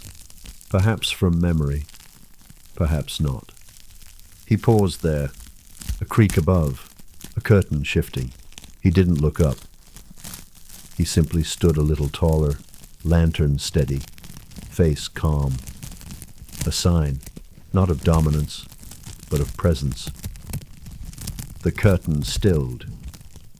Years ago, an old man had run the shop with his granddaughter. She'd mixed tinctures with sure hands and laughed like silver wind chimes. They'd both moved away, time and tides and illness pulling them elsewhere. But Willem remembered. He always did. Further along, a bench rested beneath an elm tree. Even in winter, its branches held shape, like arms half lifted in embrace. He sat there briefly. Let the lantern rest beside him. Let the hush deepen. This was the place where, long ago, he had once been the one who needed watching. He had been young, angry, lost in grief. It was a night not unlike this, quiet, windless, wrapped in winter. And someone had passed him, lantern raised, just as he now passed others. A different watchman then, a man with soft steps and kind eyes who had paused just long enough for Willem to know he was seen, nothing more. But it had been enough. That night had shifted something. A hinge, small but true. Sometimes Willem thought it was that moment that led him here. To this job, this rhythm, this life of lantern light and silence. He stood again, picked up the lantern.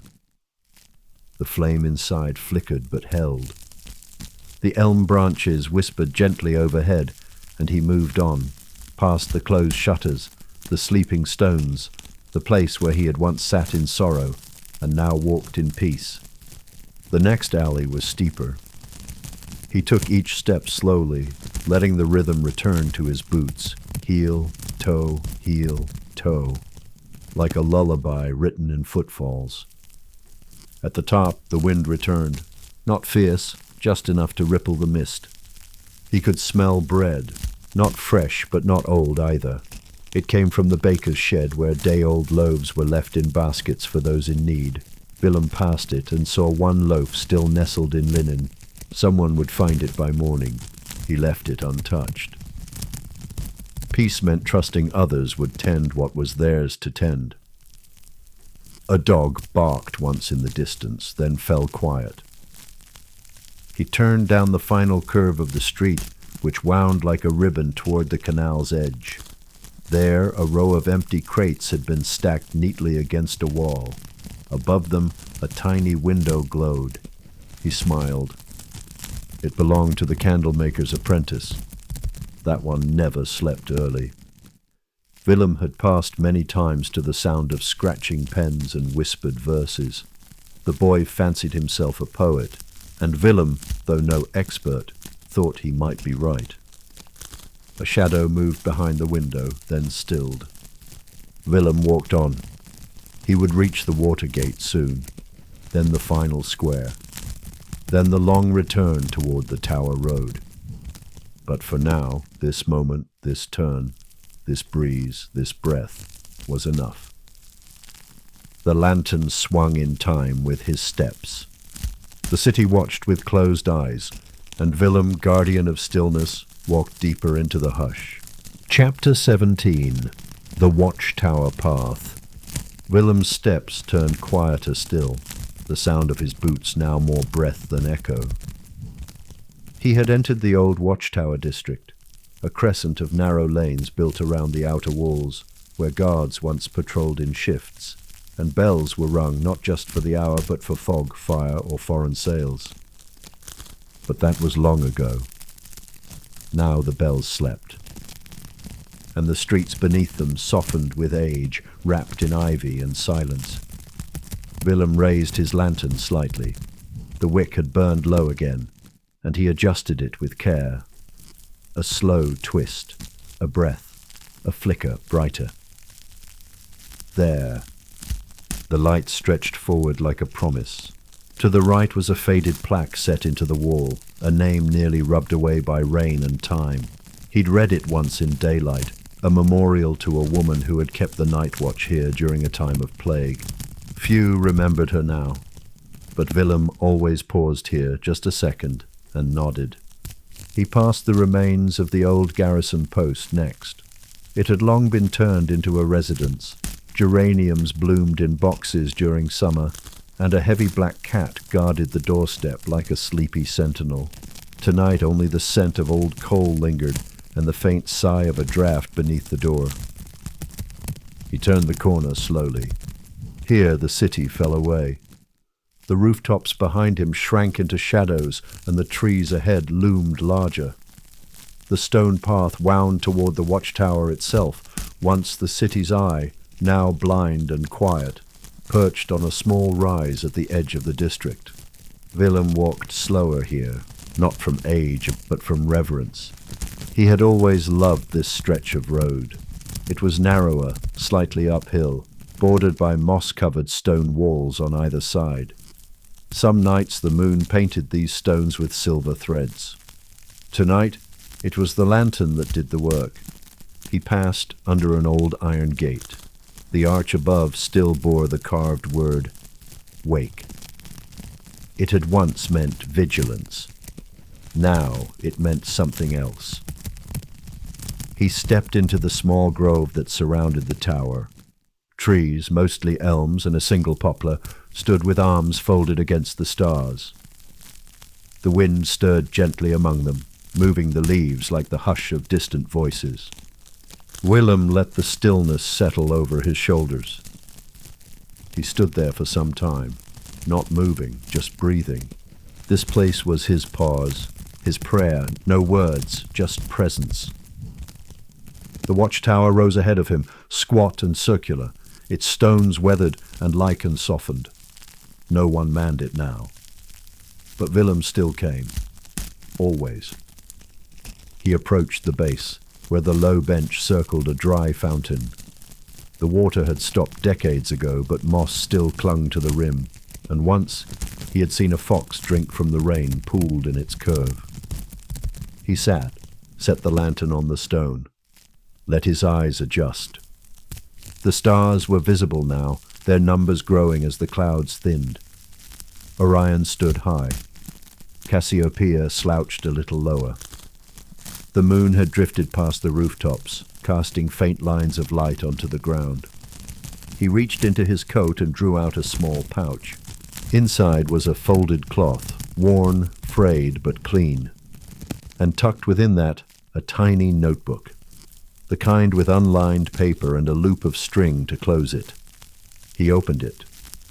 Inside, a handful of names, moments, places, a poem once given to him by the candlemaker's apprentice, a pressed violet from the seamstress who used to leave blossoms on his windowsill, the name of the boy he had once carried from the snow, notes of kindness, of memory. He didn't read them. He just held the book open on his knee. The wind moved through the trees again, higher this time, like the beginning of a song. And in that space between rustle and silence, he felt the city exhale.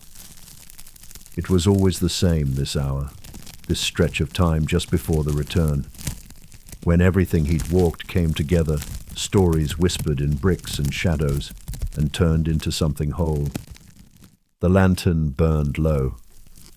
He closed the book, returned it to the pouch, rose from the bench, and walked once more, down the slope, back through the gate, through the arch that once read "Wake." His steps were slow but certain. The path behind had dimmed, but the path ahead still held light. Because the watch was not just about what had passed, it was about what was coming. And Willem, keeper of silence, bearer of flame, was ready to meet it. Chapter 18. The Bell and the Bakery. The eastern sky began its faint, nearly invisible shift, darkness softening, not with light, but with the suggestion of it. Willem noticed, not because he saw it, but because he felt it. A slight change in the air, a loosening. Dawn was still far off, but it had stirred. He moved toward the older quarter now, where the city's original bell tower stood, tilted just a little to the left, like it had grown weary of standing too straight for too long. It hadn't chimed in years, not for time at least, only once a year now, on the eve of Remembrance Day, when the caretaker climbed the steps and rang it once at midnight. Tonight it was silent. Willem passed its shadow and turned toward the bakery row. These streets were different. Wider here and the homes taller, with chimneys shaped like upturned shoes and shutters that had once been painted red, though now they faded toward rust and rose. He passed the stone well at the crossroads, dry now but always clean, and followed the curve of the lane to the old bakery, the one that still used the original ovens from a century ago. A faint glow lit the window. The baker was up early tonight. Willem could smell it before he saw the man. Flour in the air, then cinnamon, then the sharp, buttery scent of rising bread. He paused across the street. Through the small glass pane he could see the baker's silhouette, moving steadily, rolling, folding, slicing. A calm rhythm, a familiar one. The lantern light in Willem's hand flickered as he stood, mirroring the kitchen's quiet pulse. He didn't knock, didn't need to. He simply lifted his lantern slightly once. The baker, as if sensing it, turned briefly toward the window and nodded, then returned to his dough. Willem smiled, then moved on. The alley behind the bakery was damp, always a little colder than the rest of the street. Crates lined the walls, stacked and waiting for the morning delivery. A wooden spoon lay forgotten near the drain, perhaps dropped by a sleepy apprentice. He stepped carefully, boots grazing the cobbles like brushes on canvas. Beyond the bakery came the herb lane. No one called it that officially, but Willem always had. The apothecary once lived here, and her garden had grown wild. Sage and thyme, marjoram, lavender. The woman had passed, but her great-niece now tended the same soil. During spring, the scent of rosemary clung to your boots. Now it was quieter, bare. But the memory of green things still clung to the mortar. A small window was open. From inside, a candle burned low and steady. On the sill sat a cup of tea, untouched, still steaming. Willem passed without sound. Not every presence wished to be acknowledged. He moved further into the back lanes now, those with names long lost to the city's maps. He knew them.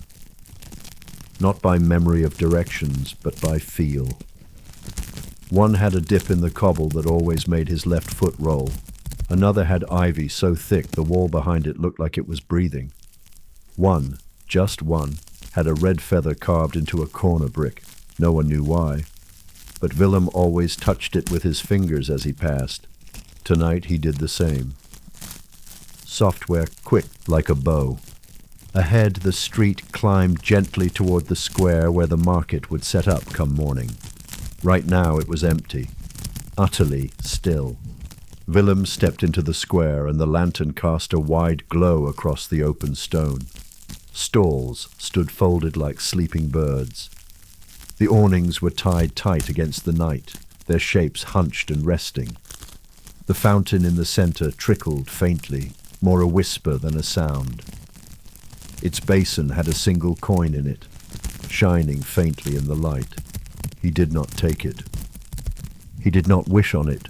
He simply looked and kept moving. To the edge of the square where a bench waited. One with a curved back and slatted seat, worn smooth by decades of sitting. He rested there briefly, let the lantern sit beside him on the wood, and watched the way the mist gathered low along the ground, watched the sky as it shifted from indigo to slate, watched the faintest blush touch the top of the tower roofs. A yawn caught in his throat, though he did not let it out. This was his final pause, the last note in the lullaby. He stood again, picked up the lantern, and retraced his steps down the western path, toward home. The cobbles greeted him like old friends. The city did not sleep. It simply changed form, from story to silence, from bustle to breath. And Willem, watchman, keeper, guardian of the hush, walked into the softening dark once more. Chapter 19, The Whisper of Threads. Willem's path now curved through the eastern quarter, where the weavers once lived. Not many remained. The great looms had long since been disassembled, the dies emptied, the song of shuttles and threads replaced by silence. But if you stood quietly, very quietly, you could still feel the rhythm of weaving in the air. It was in the cobbles, which seemed to lie like soft braids across the street. It was in the buildings, narrow and tall, with their attic windows like eyes that had seen too many winters to blink. And it was in the scent, faint but real, of wool, lanolin, and dust warmed by time. Willem stepped slowly now. Here, more than anywhere, he felt the presence of those who had come before. He passed the house with the crooked lintel, once belonging to the master dyer who favored indigo above all else.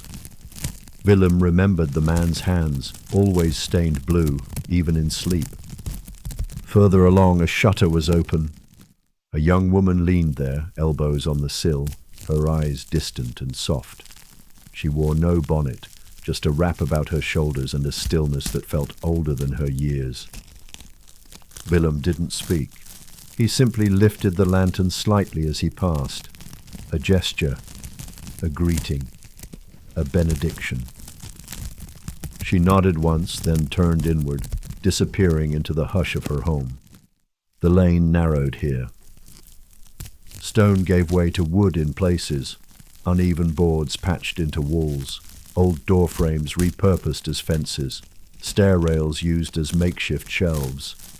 It was a place where things found second lives. At a crooked corner, a small shrine sat tucked beneath an eave. A candle burned there. Not bright, not for show, but steady. Someone had left a sprig of rosemary beside it, tied with twine. Willem paused. He didn't pray, not aloud. But in his stillness, something ancient stirred. A remembering, a reverence, a silent thank you to those who walked these stones long before him. He moved on. Past the square window where lace curtains swayed ever so slightly. Past the alley where once, long ago, he'd found a bird with a broken wing. He'd nursed it back to flight. It had circled once overhead, then vanished into the sky. The lantern's glow softened the sharp edges of the night. Brick became blush, wood turned warm, the sky itself felt less distant. A cat darted across his path, silent and certain. Willem let it pass, then turned down the lane that led to the canal edge. Here, the world opened again. The houses stepped back slightly, as if giving space for the water to breathe. The canal stretched long and straight, catching the pale silver of early morning in its glassy surface. The air here tasted different, more open, faintly salty with a touch of cold. Willem stopped at the old mooring post.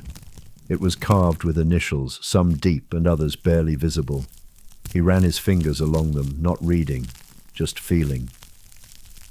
How many hands had done the same? How many hearts had paused here before departure? He leaned against the post and looked out over the water. The moon was nearly gone now, a ghost of itself, pale, dissolving into sky. One barge sat tethered nearby, its deck empty, its lines slack. Beyond it, the far bank began to glow. Not bright, just a hint, a breath of day. He turned back toward the city. There was one more street, just one. He followed the canal path, letting his boots find the familiar rhythm. Each step now was softer, slower, as though the city itself had exhaled and was easing into stillness before it woke again. At the final bend, he came to the painter's loft. The window was open. Willem glanced up. Inside, a lamp flickered. The painter sat on a stool, brush in hand, eyes heavy with thought. They didn't see him, but he saw them. And in the light from the loft, he caught sight of what was on the canvas, a faint outline of rooftops, of bridges, of a man with a lantern walking into the hush. Willem smiled, then turned the corner. The bell tower was visible now in the distance, still crooked, still standing. He walked toward it. The final street was quiet, completely so. No shutters creaked, no cat stirred, no wind moved, just the sound of his own boots, the lantern's hum, and the pulse of a city sleeping. He reached the bench near the base of the tower. Saturday set the lantern beside him and watched as the sky grew lighter, watched as chimneys released their first sighs of warmth, watched as the breath of morning arrived.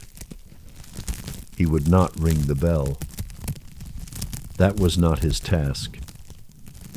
His was simply to walk, to witness, to tend to the hush that held everything. And as the first sparrow sang, Willem closed his eyes, just for a moment.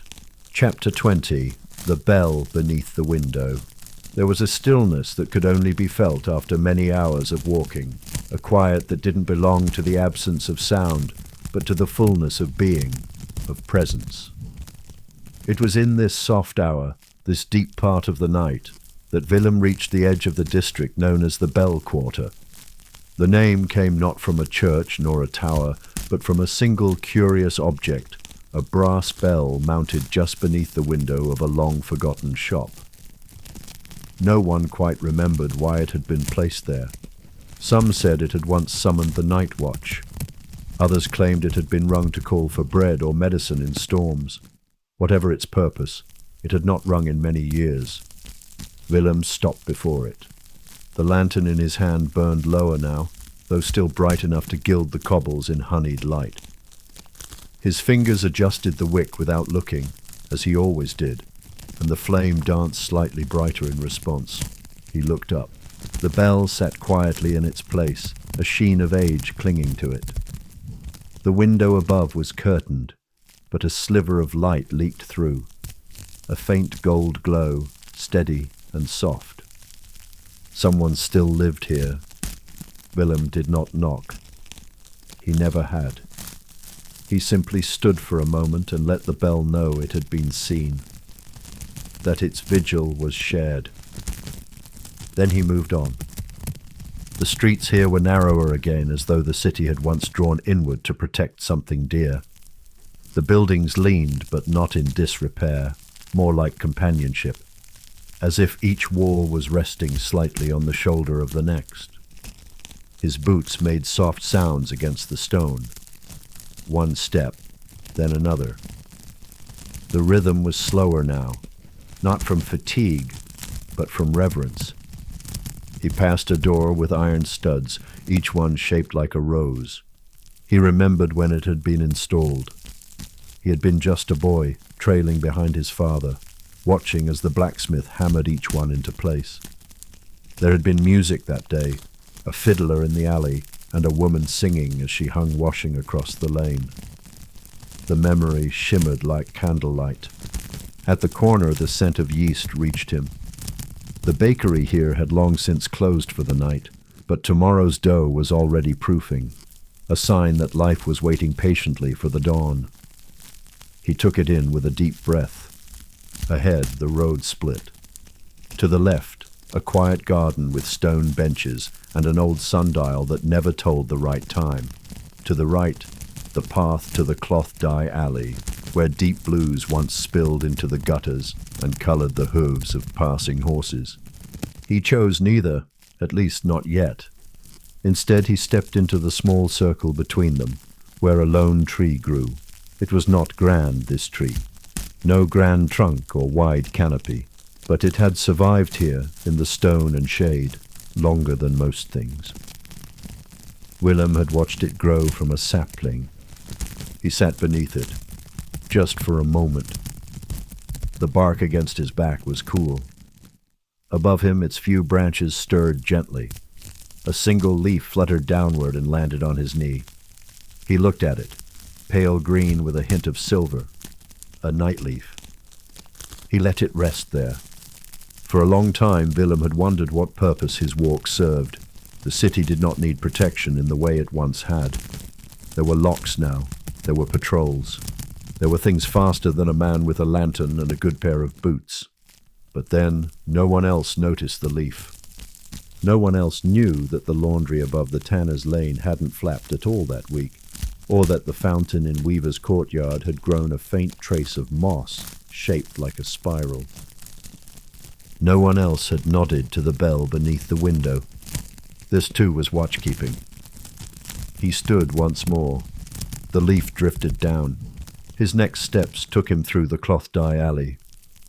It no longer smelled of pigment, but rainwater gathered in the same places it always had, and he stepped carefully through the puddles, avoiding the ones that mirrored the stars.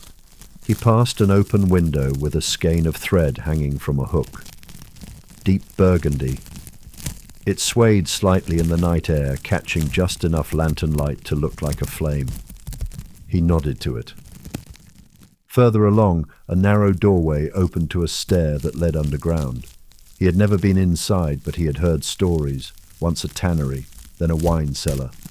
Now perhaps just storage. But sometimes, just sometimes, he heard music from beneath the ground. Tonight, it was quiet. He crossed over a bridge of only 3 steps, barely enough to warrant a name. Yet in spring, children raced over it to reach the canal edge, where swans came for breadcrumbs and fishermen hummed to their lines. He slowed there, let the lantern cast long shadows over the water. A breeze touched his cheek. Software like a whispered word. He continued. The street now wound toward a slope. Not a true hill, but enough of a rise that one could see the spires of the city if the sky was clear. It was not clear tonight. But he climbed anyway. Each step upward was gentle, like rising from a dream. The bricks here were older, darker, and the doors bore iron knockers shaped like lions, owls, and, on one, an open palm. At the top he paused. The spires were only silhouettes now, faint and ghost-like against the grey sky. But he imagined them clearly, the weathered stone, the copper that had long since turned green, the bells that hadn't rung in decades. He tipped his head in respect, and then he turned back. The path down was slower, not for any reason but that the night was deep now, and there was no hurry left. Only being. He passed a home with a lace curtain, the kind handmade by someone with hours of patience and a good eye. A lantern flickered within, and shadows danced across the pattern. A woman rocked in a chair, her figure barely visible through the fabric. She did not look out. She didn't need to. He walked on. The cobbles ended in a little square, one he hadn't expected to reach tonight. But the night had guided him here as it often did, choosing paths not with reason but with rhythm. In the center of the square was a statue. It was of no one famous, just a figure in a cloak, a lantern in hand. The inscription beneath had worn away, but Willem remembered it once said, "For those who walk while others sleep." He stood there for a while. The real lantern in his hand flickered once, then held steady. He felt the warmth of the flame, the softness of his breath, the quiet that now lived in every stone and shutter around him. The city was sleeping, and still he walked, not to wake it, but to witness it, to be its memory, its breath, its bell beneath the window. Chapter 21. The garden behind the locksmith's gate. The hour had turned again, not forward, not back, but deeper, that place in the night where even dreams begin to thin and drift, like mist rising from the canals just before the first light begins its slow climb. The stars, though few, hung steady above, and the moon, now low, skimmed the tops of the city's chimneys as if saying goodbye. Willem turned into a lane few remembered existed. It was shielded by a tall brick wall and a rusted iron gate, its hinges hidden beneath decades of ivy.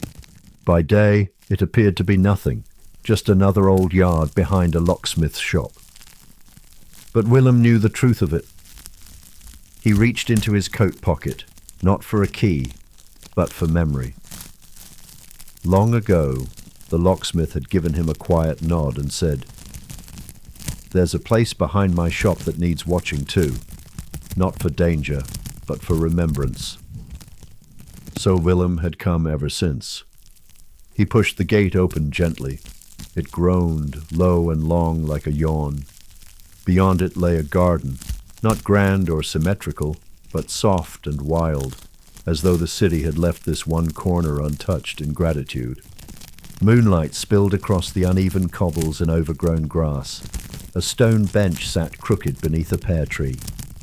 A well stood in one corner, its bucket long gone, its rope frayed and crumbling like lace. And everywhere there were flowers. Not neat rows, but generous spills. Lavender had claimed one edge, its scent deepening in the damp. White foxglove nodded quietly beside a patch of wild thyme. Tiny violets crept through cracks in the flagstones. Willem's boots made no sound here. He stepped onto the path slowly, reverently, like entering a chapel. In the far corner stood a statue nearly swallowed by ivy. It depicted a child holding a bird with one hand and shielding it with the other. The stone had softened with time. The bird's wings were nearly smooth now, but its gaze somehow still held a kind of hope. Willem tipped his hat. He had never touched the statue, never cleaned it, though he could have. There was something about the way nature had claimed it that felt right, as if the city was offering something back to itself. He sat on the stone bench. The tree above him shivered slightly in the night breeze, dropping a single pear that thudded softly into the moss below. He didn't move to pick it up. Instead, he let the silence stretch out between himself and the garden until it became something whole. It was here, always here, that his thoughts quieted most. He thought of his father, whose footsteps had once echoed along the same routes, who had taught him to tie his boots without looking, who had shown him where the wind always turned just past the mill. He thought of the widow with the blue shutters and the cat with the striped tail. He thought of the flame in the beeswax candle, and the child behind the curtain, and the swan-shaped patch of moss by the dyer's alley. All of it felt close now, as if the city too was sitting in the garden with him. Somewhere nearby a bird stirred in its nest, not startled, just shifting, and then stillness again. He looked up. The stars above were changing, more space between them now, more blue in the black. Morning was still far off, but it had begun to stir behind the horizon. He could feel it, like the tug of a thread. He stood. The bench gave a slight sigh as he left it. He turned back toward the gate, paused, then bent to pick up the pear. He placed it gently beside the statue's feet. An offering, perhaps, or simply something kind. Then he passed through the gate and closed it with care. Back in the street, the air felt just a touch lighter, the stones warmer beneath his soles. He resumed his pace, neither hurried nor slow, the lantern held at the same height it had always been. Its light remained steady like the rhythm of a breath. The next street was familiar, cobbled with larger stones, their edges worn smooth by generations of horses, carts, boots, and wheels.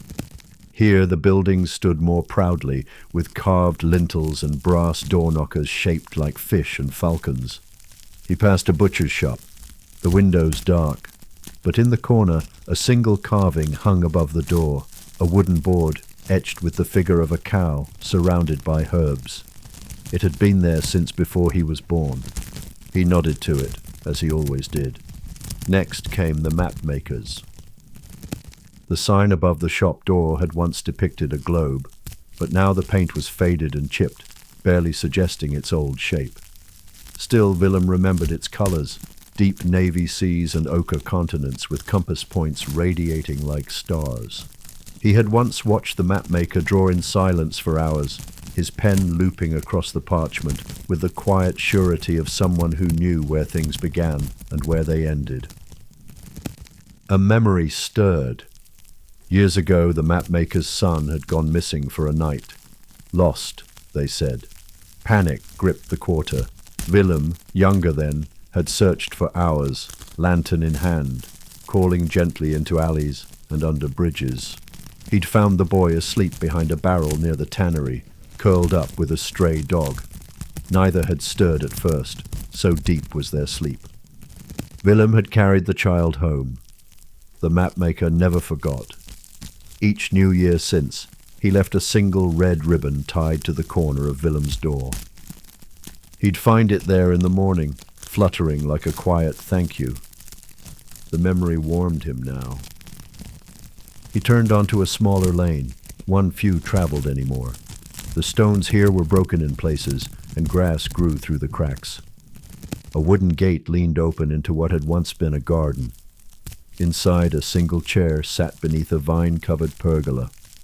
It looked abandoned, but Willem knew otherwise. An old man lived here, a violinist. He hadn't performed in public in decades, but sometimes on nights like this, his bow whispered across the strings, soft and silver, like a lullaby only the moon could hear. Tonight the strings were silent. But Willem paused anyway, just in case, then continued. The sky had begun its slow shift from ink to deep blue, not yet morning, but morning-shaped. He felt it in his legs, in the weight of his coat, in the quiet hum of the lantern. Ahead, the rooftops sloped into view again, their chimneys yawning against the new sky. A cat leapt silently from one to another. Somewhere, a rooster called once, then thought better of it. Willem passed a baker's alley and saw the faintest glow from within. The ovens were warming. Soon the scent of rising dough would fill the air. But not yet.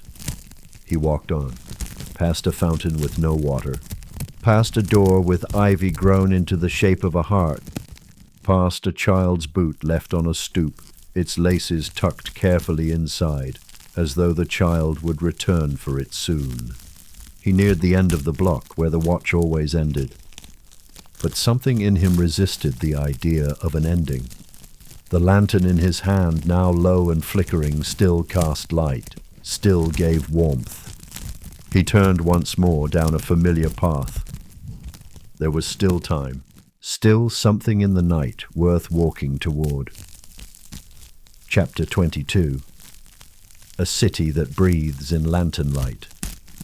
The lantern's flame wavered slightly as Willem stepped beneath the stone archway that led into the spice quarter, a tucked-away enclave of narrow streets and sloped roofs, where shutters bore the faded paints of distant lands, and window panes reflected more stories than any book ever could.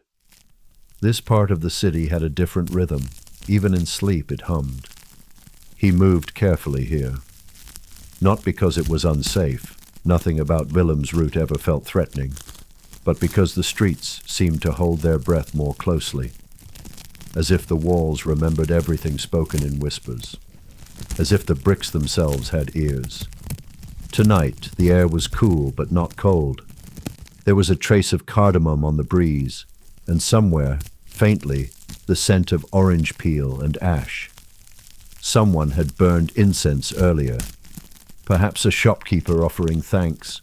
Perhaps a widow lighting the coals in memory of a husband lost at sea. Willem paused near a crumbling pillar carved with the old ship's compass, its edges worn smooth by centuries of wind and thumbprints. It marked the entrance to the alley where the apothecary once lived. She had passed 3 winters ago, but her niece kept the place now. A quiet girl with a clever mind and steady hands. She rarely spoke, but she always nodded when she passed Willem in daylight. Now her shutters were closed, but light glowed faintly from behind them. He smiled softly and kept walking. A cat darted across his path, lean, black-furred and silent. It moved like a shadow with eyes. Willem didn't startle. Instead, he dipped his lantern in greeting, the flame casting a golden ellipse across the cobbled path. He turned onto a narrow way, one of the oldest in the city. Some called it Pilgrim's Turn. No one remembered why. Here the houses leaned so closely together their roofs nearly kissed. Laundry lines stretched across the divide, limp now, save for a solitary sleeve that fluttered gently, as though waving to him. Willem slowed. He always did in this stretch. There was an old habit here. Children years ago used to leave him folded notes. Small things, drawings, messages. "Thank you, Mr. Willem. I saw a fox near the mill. Mama says you're a good man." Most of those children had grown. Some had moved away. Some had little ones of their own now. But sometimes, when the moon was high and the wind just right, a new note would appear. Tonight there was none, but that was all right. The memory was enough. He emerged into a quiet square, hemmed by shuttered tea houses and a once grand inn. Its sign was faded now, the letters almost illegible, but Willem could still make out the curled script, the silver spoon. It had been one of the finer places in the city in his father's day. Now it sat still, dignified in disuse. The moon caught the edge of the iron sign as it swung in a lazy arc, creaking gently. He passed it, stepping around the puddle that always gathered by the old well, even on dry nights. No one knew where the water came from anymore. Willem had long stopped wondering. Some things just were. Beyond the well was a bench, older than the rest of the square. Its slats warped and splintered from rain and time. He sat for a moment, lantern resting on his knee. From here, he could see the rooftops curve away in both directions, like an embrace. The city folded around him like a familiar cloak. Safe. Loved. Known. He leaned back and exhaled slowly. The kind of breath that only comes when everything is still. An upstairs window opened softly, not dramatically, just a gentle lift and pause. Someone couldn't sleep. Perhaps they watched him now, unseen behind muslin curtains. Perhaps they found comfort in the quiet silhouette of the watchman, still walking his route, still carrying his light. Willem did not wave. He didn't need to. His presence was enough. He rose again, lantern in hand, and turned toward the steep staircase alley, 32 worn steps leading down to the old dyer's lane. The stone was slick with moss, and he moved carefully, hand grazing the wall for balance. At the bottom, he passed beneath a low arch where the ceiling had been blackened by decades of chimney smoke. The dyer's lane smelled faintly of old color, even now, indigo, walnut, saffron, faded but not forgotten. He remembered a girl with green-stained fingers and wild hair who used to sing as she stirred the vats. She had married a baker, moved to Utrecht, and sent a letter once saying she still sang when she cooked. He liked that. He stepped into another alley where shutters were small and houses had names carved above their doors. The Quiet Spoon, Cricket House, the Blessed Shoe. He'd never asked why, he didn't need to. Each held a story. Each was a chapter in the city's breath. A cat leapt from a rooftop onto a windowsill. A door creaked in the distance. Somewhere water dripped rhythmically into a bucket. He listened. He always listened, not for trouble, for texture, for tone, for the subtle sounds that told him the city was at peace. The alley gave way to a canal-side path. The water here was wide, edged by old willow trees that hung their heads like slumbering monks. Their branches dipped into the water, barely moving. He walked slowly. Lantern light shimmered on the ripples. The moon had moved again, lower now, trailing silver behind the rooftops. A breeze stirred the leaves. Willem stopped at the edge of the canal, by a mooring post wrapped in rusted iron. He stood there a moment and simply looked out. The city behind him slept. The water beside him breathed. The stars above him blinked. He felt no need to move, but he did, eventually. Turning once more into the city's curved spine, his feet tracing the paths they had always known. Past the chimney sweep's crooked steps.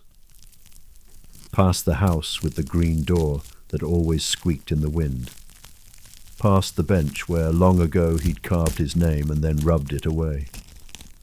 He came at last to a long, narrow bridge, the penultimate stop on his rounds. It arched gently over a canal that was so still it reflected the lantern as a perfect twin. He walked its length slowly, each footfall a soft rhythm, each breath a vow, each step a prayer. At the apex, he stopped, looked out once more, and whispered as he always did, "All is well." He crossed the bridge, the final length of the night before the bell would toll once again, before the city would begin to stir and stretch and open its shutters. But for now it slept. And Willem walked on, the flame of his lantern a promise against the night. The city's breath rose and fell with him. Stillness as steady as the tide, and the watchman watched, as he always had, as he always would. Chapter 23, When the Bell Tolls Again. Morning, if it arrived at all, did so quietly. There was no grand entrance, no golden rays breaking through cloud banks or fanfare of birdsong. Just the soft paling of the sky, the sigh of fog as it released the rooftops, and the faint silvering of the canal's skin. Willem stood at the base of the old belfry just as he had many hours before. His lantern was low now, the flame a tired dancer swaying in slow rhythm. He didn't ring the bell again. That was never the way. One toll to begin, none to end. The silence was the ending. His fingers brushed the rope out of habit, though he wouldn't pull it. The bell would sleep now, as the city stirred. He stepped back and looked up. The bricks of the tower were damp with dew, and a thin line of ivy clung to its western edge. A raven sat atop the spire, feathers ruffled, half asleep. "Almost done," Willem whispered. And then he turned. Not toward home, not yet. One last round awaited, not of street or square, but of memory.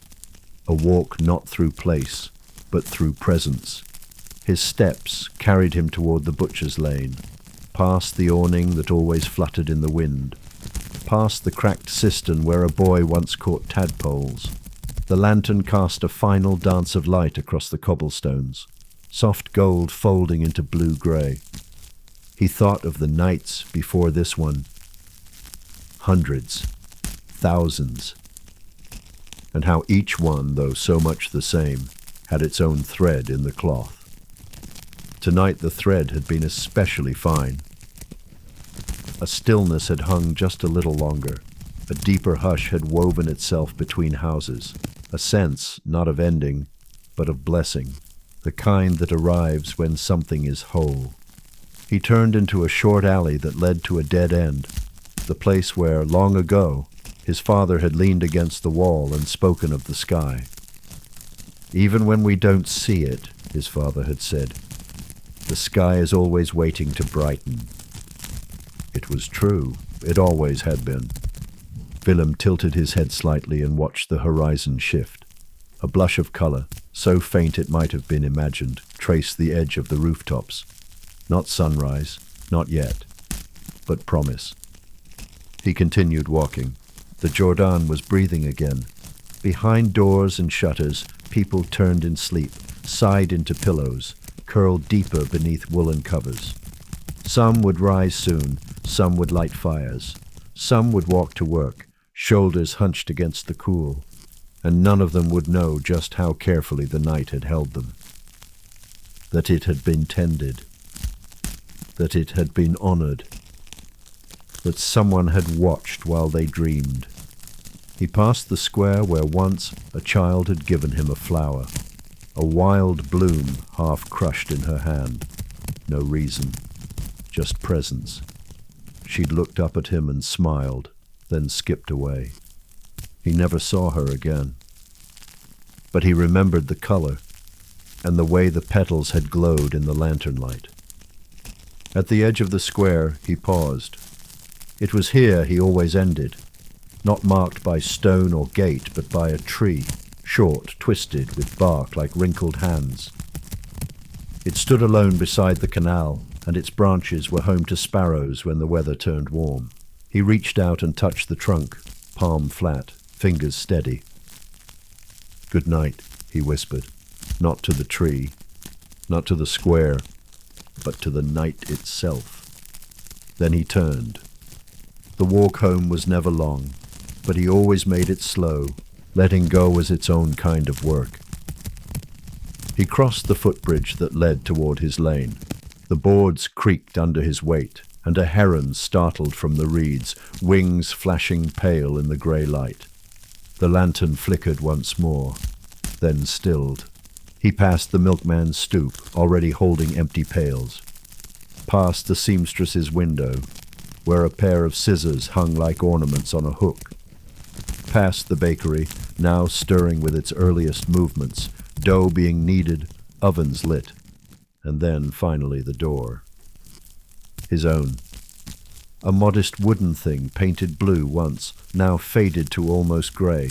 He opened it without sound, stepped inside, and closed it behind him with care.